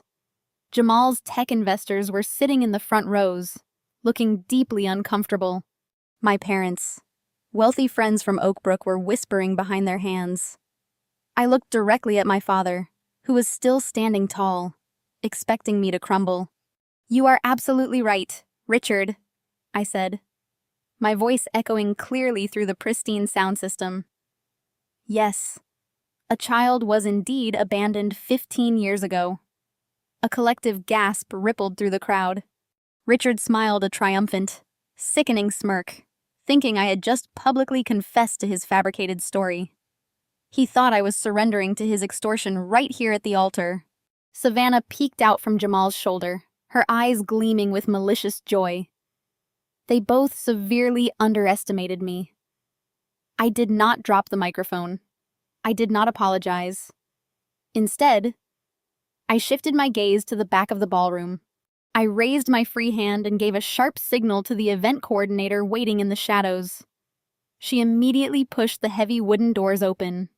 The heavy oak doors swung wide, revealing the bright afternoon sunlight streaming into the foyer. Standing framed in the doorway was a 15-year-old boy. It was Leo.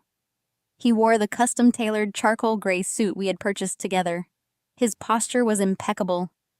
He did not look like a scared teenager or a discarded secret. He looked like a formidable young man walking into a boardroom to finalize a hostile takeover. He stepped over the threshold and began his long, measured walk down the white runner of the wedding aisle. His leather shoes stepping in perfect rhythm with the pounding hearts of the guilty family standing in the front row. The entire ballroom held its collective breath. Every single face turned to watch this mysterious teenager approach the altar. As Leo moved past the rows of white roses, the guests began to murmur. The whispers started in the back and quickly spread toward the front like a shockwave. People were leaning out of their chairs to get a better look at his face.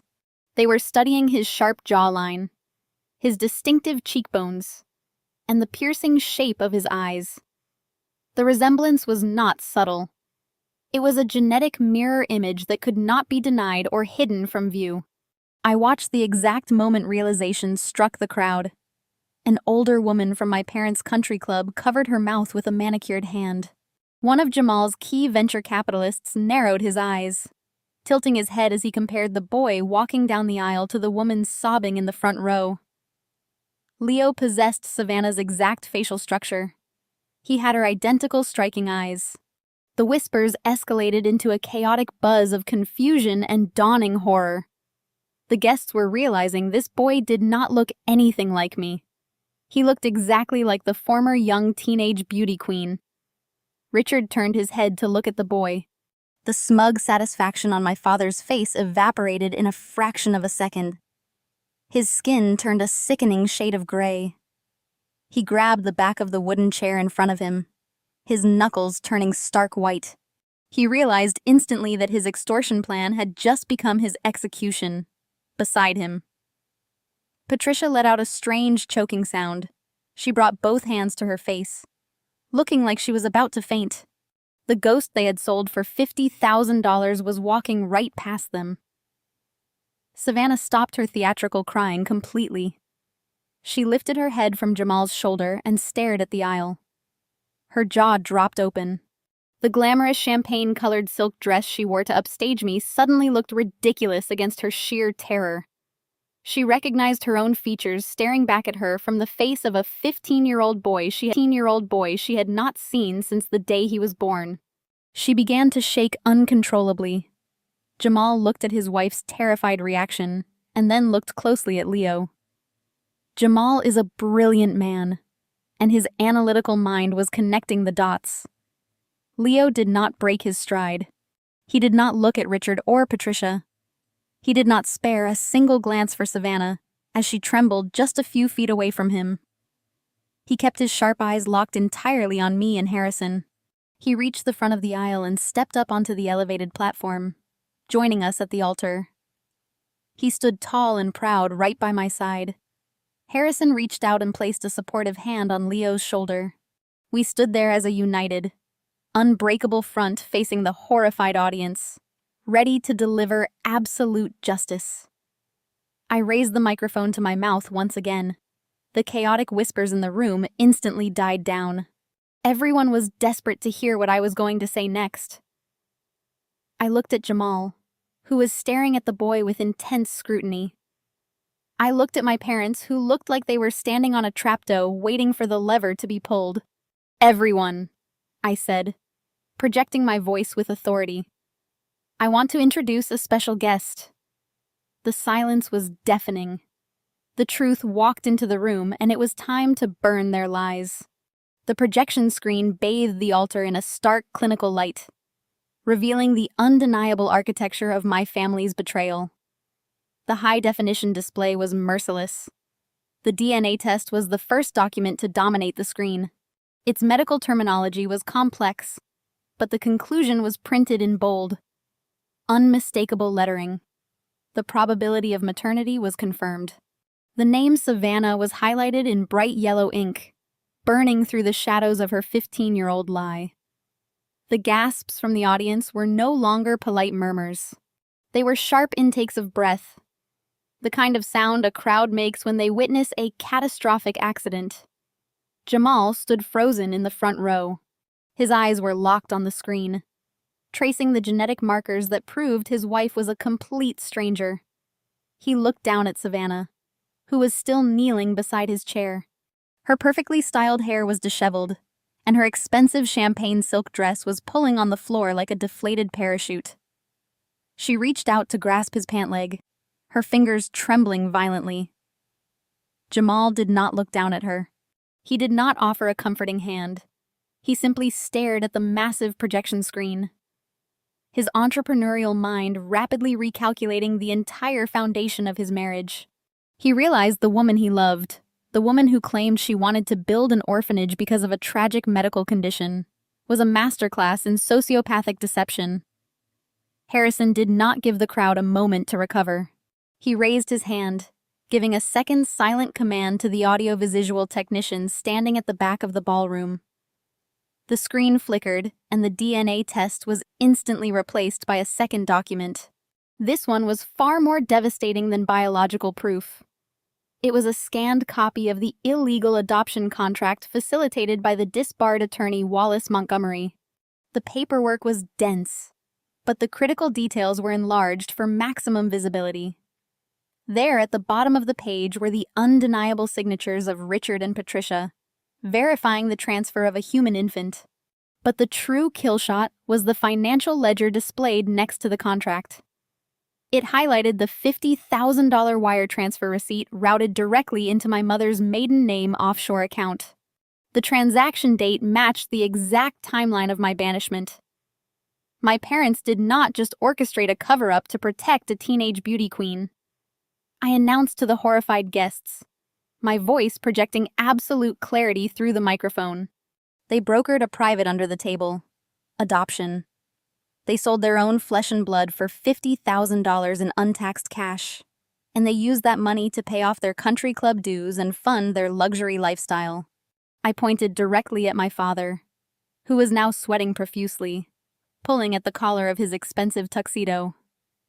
You kicked me out of the house at 18 and branded me a runaway teen mother. I continued my tone devoid of any mercy. You let the entire community of Oakbrook believe I was the one who birthed a bastard child and dumped him in the system. You sacrificed my reputation to shield your golden child and to line your own pockets.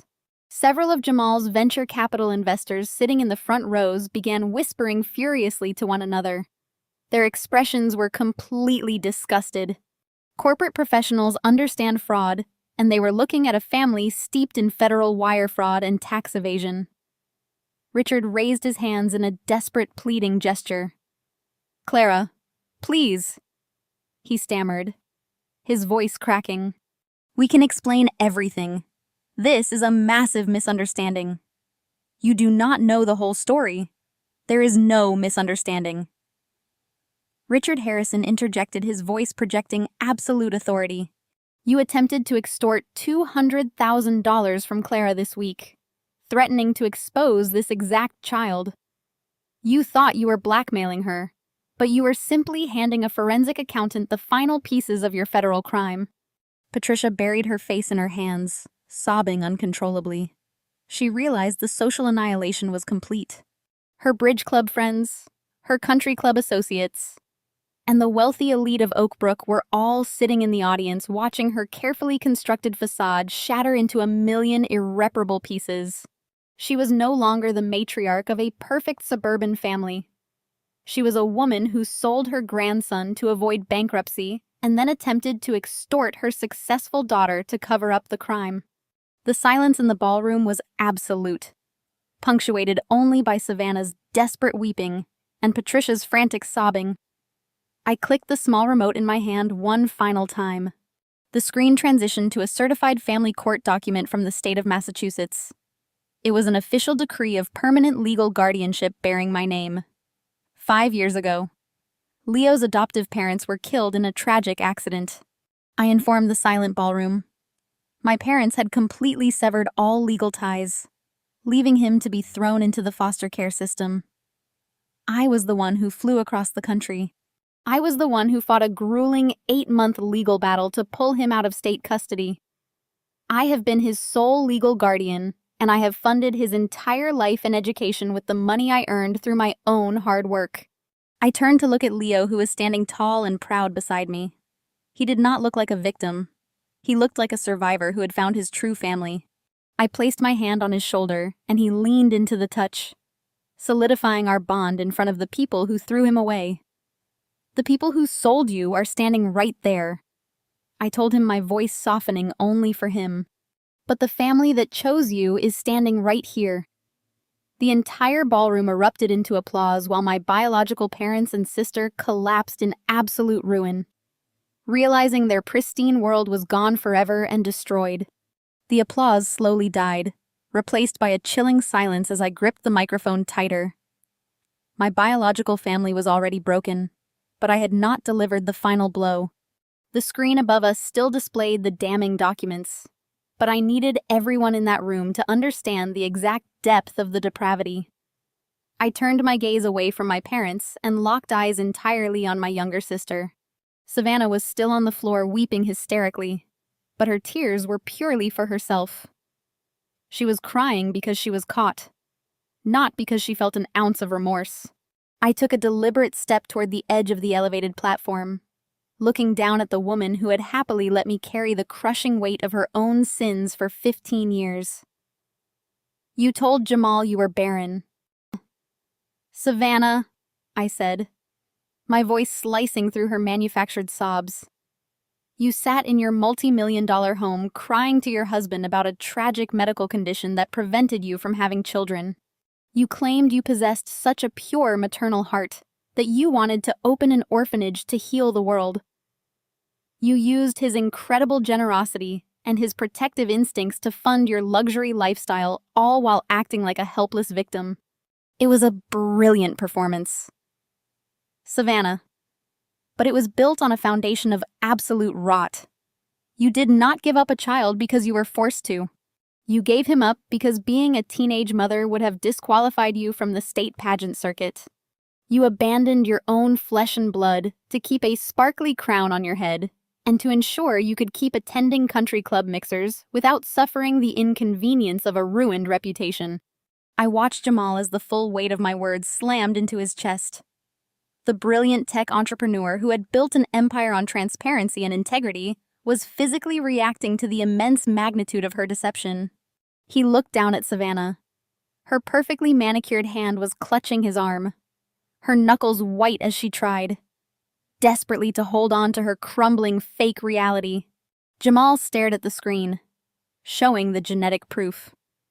And then he looked at Leo standing tall beside me. The physical resemblance was an undeniable biological mirror. Jamal let out a slow, ragged breath. He looked back down at the woman he had married. His eyes, previously filled with absolute devotion, were now completely devoid of warmth. He violently jerked his arm backward, dropping Savannah's hand as if her skin had physically burned him. Jamal took another step away from her, his expensive suit shifting as he distanced himself from the toxic wreckage. "Do not touch me," Jamal stated, his voice dangerously low, dropping to a register that commanded instant obedience. "You lied to my face every single day of our marriage. You looked me in the eye and invented a medical condition to manipulate my empathy. You watched me write checks to charities and comfort you over a phantom tragedy while your actual son was sitting in a boarding school because your parents sold him like a piece of defective inventory. I cannot even look at you." Savannah let out a pathetic wail, crawling forward on her knees, trying to grab the hem of his trousers. "Jamal, please," she begged, her voice cracking. "I was just a teenager. I was scared. They made me do it. They told me it was the only way to save my future. I never wanted to lie to you. Jamal, I swear I was just trying to be the perfect wife you deserved. I love you. Please do not look at me like that." Jamal stepped backward again, refusing to let her touch him. "You do not know the definition of love," he replied coldly. "You are a parasite. Savannah, you let your sister get kicked out onto the street. You let her carry the shame of your actions so you could keep your pristine social status. You happily spent the $50,000 your parents collected from trafficking your own baby. I am a forensic investigator's dream case right now because of the sheer magnitude of the fraud I blindly married into." He turned his attention to Richard and Patricia, who were cowering in the front row, desperately trying to avoid his lethal gaze. "If you think my venture capital investors are going to let a single cent of our funding round go through while I am legally tied to federal wire fraud, you are completely insane. I am going to have my legal team tear apart every single financial asset you own." I looked at Jamal, feeling a deep sense of respect for his immediate and unwavering moral clarity. I spoke directly to him, acknowledging his pain.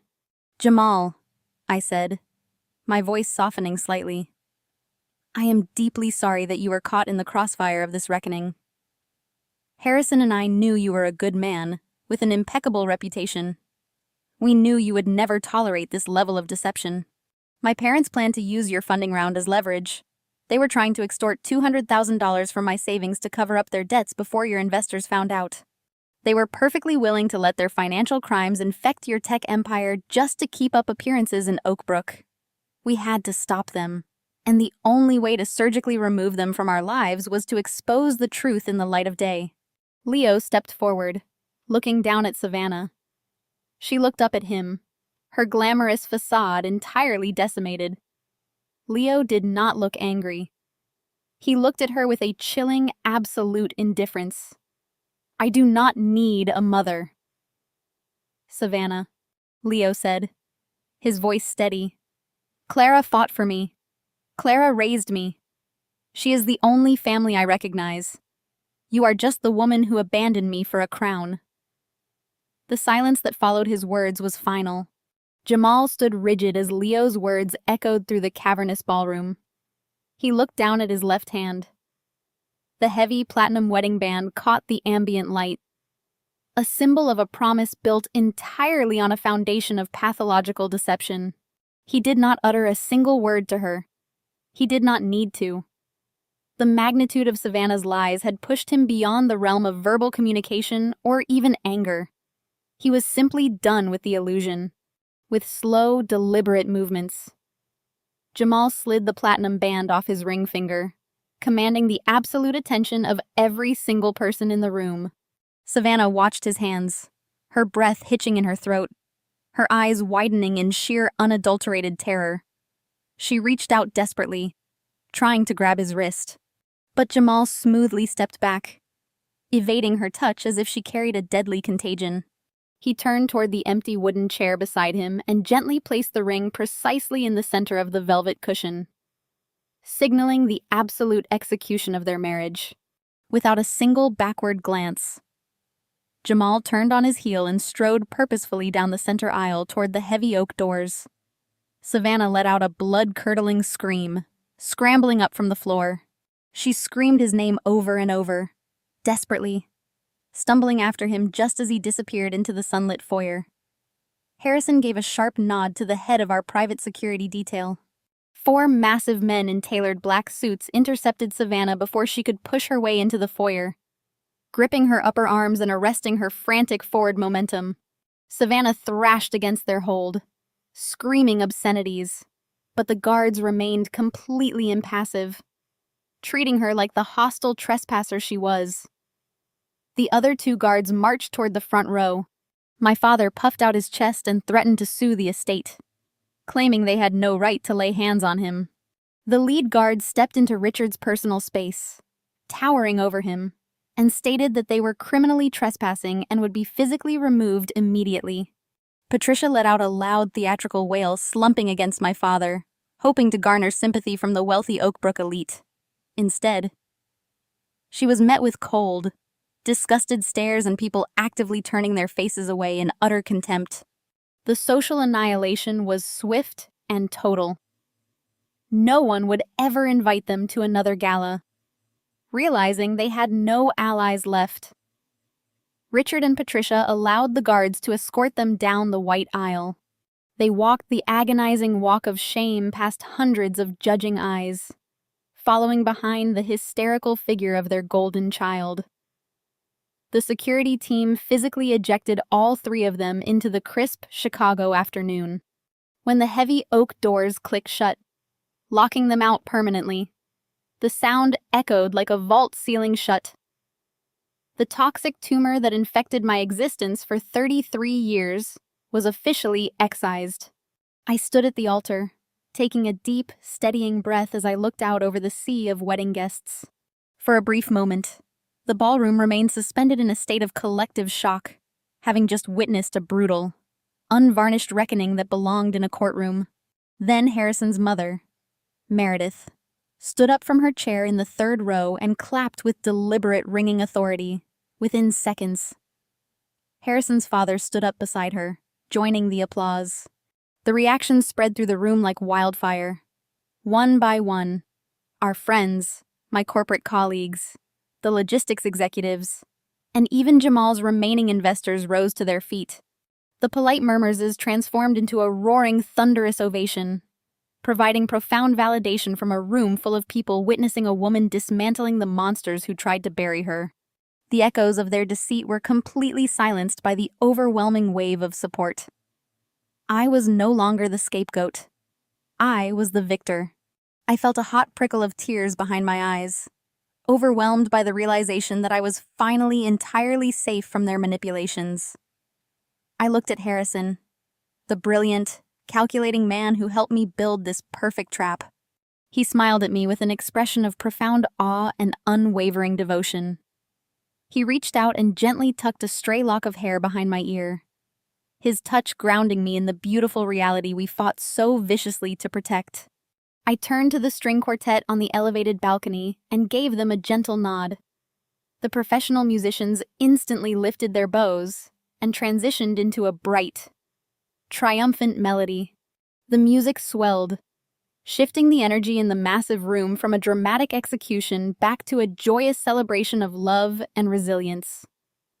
The afternoon light streamed through the stained glass windows, bathing the altar in a protective glow.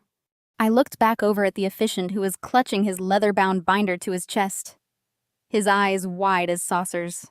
He cleared his throat nervously, adjusted his microphone, and asked us in a slightly shaky voice if we were truly ready to proceed with the vows. I smiled warmly and stated clearly that there was absolutely nothing left standing in our way. The ceremony resumed with a renewed, electrifying sense of authenticity. When it was time for the rings, Leo stepped forward with absolute confidence. He stood tall in his charcoal suit, fulfilling his rightful role as our ring bearer. He handed the platinum bands to Harrison with a sharp, proud smile. We exchanged our vows, not just as a couple, but as a united front, promising to protect honor and fiercely defend the family we had consciously chosen to build. The words carried a profound weight forged in the fires of the battle we had just won against the people who sold him. When the officiant finally pronounced us husband and wife, Harrison pulled me in for a kiss that ignited the entire room. The guests erupted into cheers once again, sealing the triumphant beginning of our new lives, completely free from the shadows of the past. 2 months after the wedding, the meticulous machinery of Justice Harrison and I had set in motion was operating at maximum efficiency. The autumn winds sweeping off Lake Michigan carried a biting chill, but the atmosphere inside our new home was incredibly warm and peaceful. We were sitting in our sunlit kitchen, drinking coffee, and reviewing the latest updates from the legal wreckage my biological family had brought upon themselves. Harrison, the ever-precise forensic accountant, had not made idle threats in that ballroom. The morning after our wedding, he compiled a pristine, unassailable dossier containing the black market adoption paperwork, the specific offshore routing numbers, and the exact date of the $50,000 untaxed wire transfer. He submitted the comprehensive file anonymously to the Criminal Investigation Division of the Internal Revenue Service. The federal response was an administrative blitzkrieg. Richard and Patricia thought they were untouchable behind the manicured hedges of Oak Brook. They believed their country club status provided a shield against consequences. They were tragically mistaken. The IRS audit was swift, brutal, and entirely comprehensive. Federal agents did not just look at the $50,000 adoption fee. They tore through 15 years of fraudulent tax returns, uncovering a labyrinth of hidden accounts, undeclared income, and staggering credit liabilities. The government froze their assets immediately. Richard's panic was absolute. He attempted to leverage his remaining social connections to secure high-powered legal defense.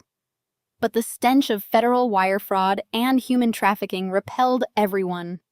Their pristine Oak Brook estate, the very symbol of their social dominance, and the fortress where they had ruthlessly favored Savannah, went into immediate foreclosure. The bank seized the property, throwing my parents out of the only world they valued. They were forced into a cheap, short-term rental in a neighboring town, their assets completely paralyzed and their social standing utterly annihilated.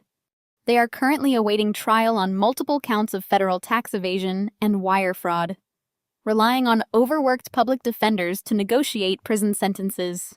The people who kicked me onto the street with a single suitcase were now experiencing the exact same absolute terror, while my parents were being dismantled by the federal government. Savannah was experiencing her own total annihilation.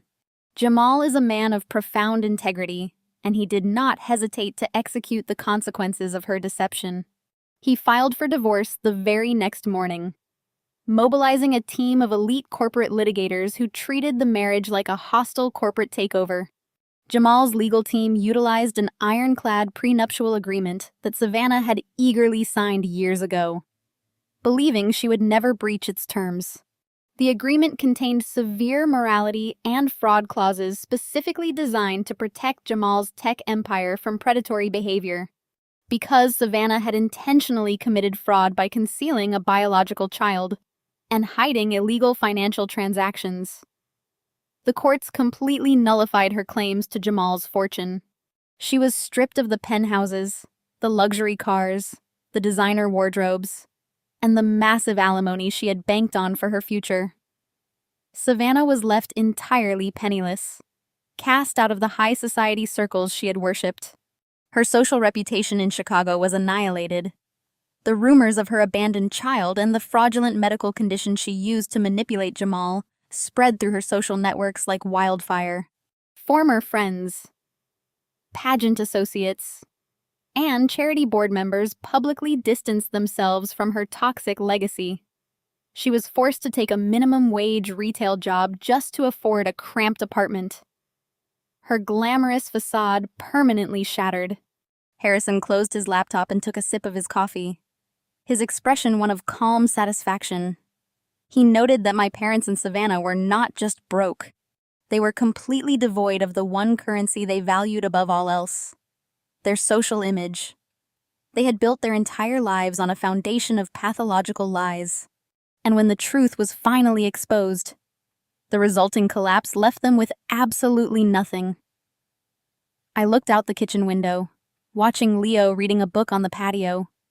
He was wearing a comfortable sweater, completely relaxed in his environment. The anxiety that used to tightly grip his shoulders was gone, replaced by the secure confidence of a teenager who knows he is profoundly loved and fiercely protected. The contrast between his peaceful morning and the chaotic ruin of the people who sold him was a testament to the power of our chosen family. We had successfully excised the toxic tumor that had infected my life for 33 years.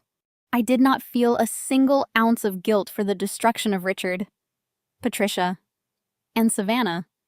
They had manufactured their own demise through greed, manipulation, and a complete lack of humanity. They threw me to the wolves to save themselves, and they were shocked when I returned leading the pack. The justice they received was not an act of petty vengeance.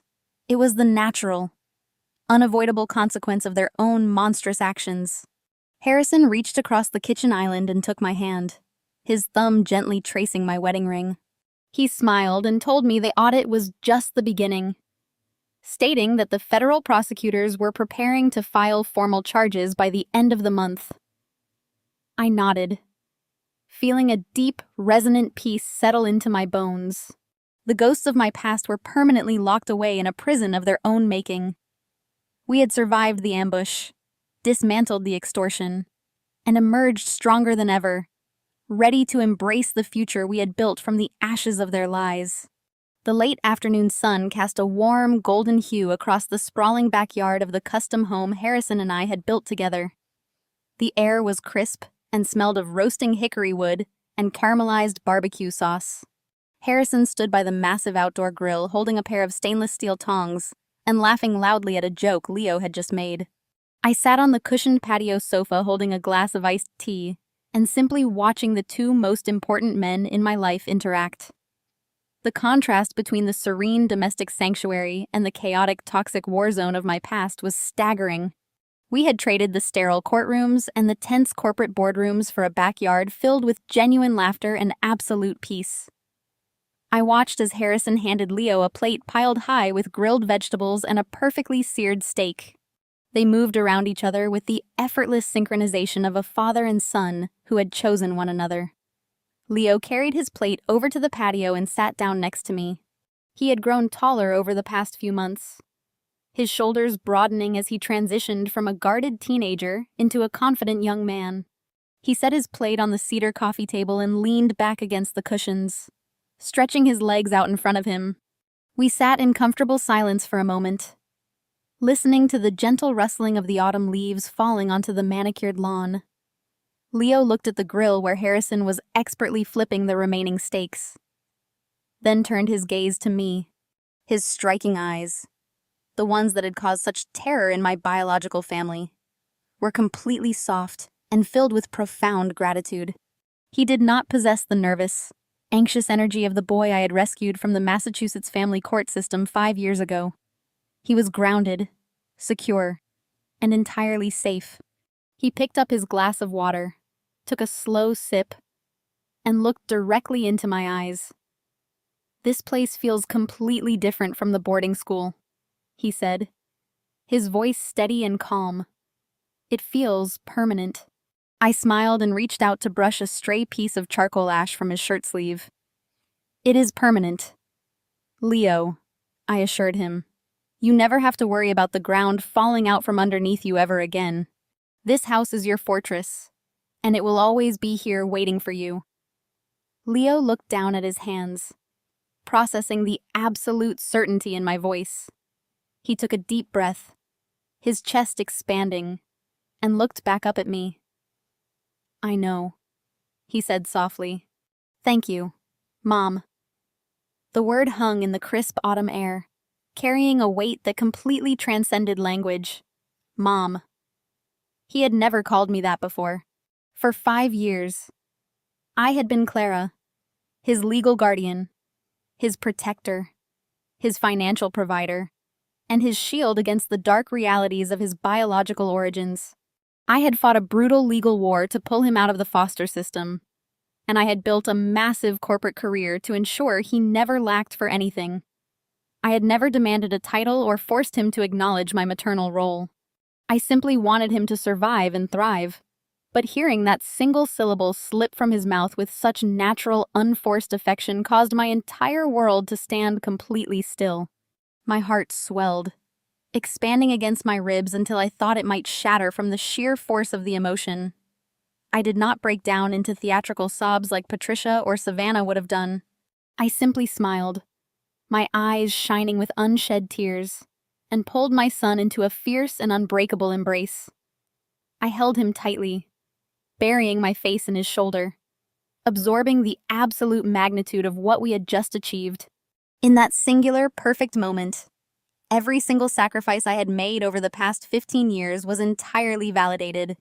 The grueling night classes, the brutal corporate negotiations, the relentless legal battles, and the agonizing pain of being discarded by my own parents all faded into complete insignificance.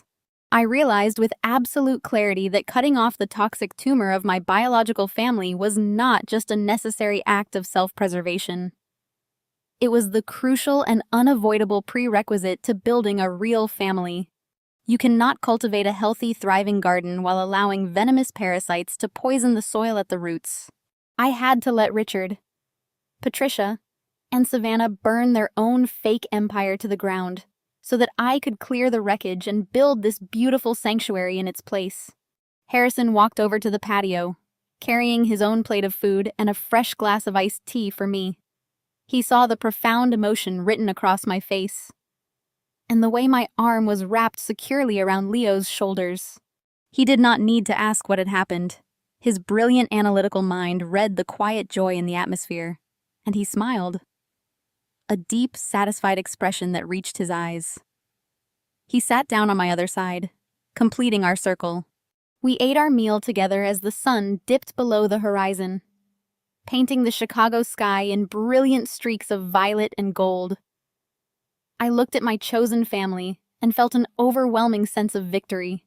The people who tried to destroy me were currently sitting in a cheap rental apartment facing federal indictments and public ruin. Meanwhile, I was sitting on a custom patio surrounded by absolute wealth, unconditional love, and the impenetrable security of truth. I turned to look directly forward to address you, the audience, who has patiently followed this sprawling journey from the very beginning of the darkness. The universe always balances the scales, perfectly rewarding those who refuse to surrender to the manipulative demands of toxic people. Karma doesn't miss, especially when your husband is a forensic accountant. Have you ever had to take the fall for the golden child? Share your stories below. The dramatic journey of Clara Harrison and Leo vividly illustrates a profound, undeniable truth. Biology does not automatically make a family, and shared DNA is never a valid excuse for enduring manipulation. The core lesson embedded in this narrative is that your worth is never defined by the toxic narratives others attempt to write for you. True family is forged through conscious choice, mutual respect, and unwavering support. For over a decade, Clara served as the designated scapegoat, unfairly carrying the crushing weight of her sister's secrets and her parents' ruthless social ambitions. In situations like this, it is dangerously easy to internalize such vicious gaslighting, believing that you somehow deserve the exile or the cruelty inflicted upon you. Yet, Clara's resilience demonstrates that stepping away from a poisonous environment is not an act of surrender. It is an act of profound self-preservation. By refusing to accept the role of the victim, she reclaimed her complete autonomy. She built a thriving corporate career, nurtured a genuine partnership with a man who valued verifiable truth, and fought fiercely to rescue the vulnerable child her biological parents had coldly discarded for their own gain. When the ultimate confrontation finally arrived at the altar, it was not petty revenge that dismantled her abuser's fraudulent empire. It was the undeniable clarity of the truth and the impenetrable fortress of the chosen family she had built. Clara's triumph serves as a powerful reminder that we are the sole architects of our own lives. We possess the absolute right to sever ties with individuals who treat us as disposable commodities, and instead surround ourselves with people who defend our peace. If you are currently navigating a toxic dynamic or carrying the heavy burden of someone else's lies, take the first courageous step today to establish your boundaries and reclaim your authentic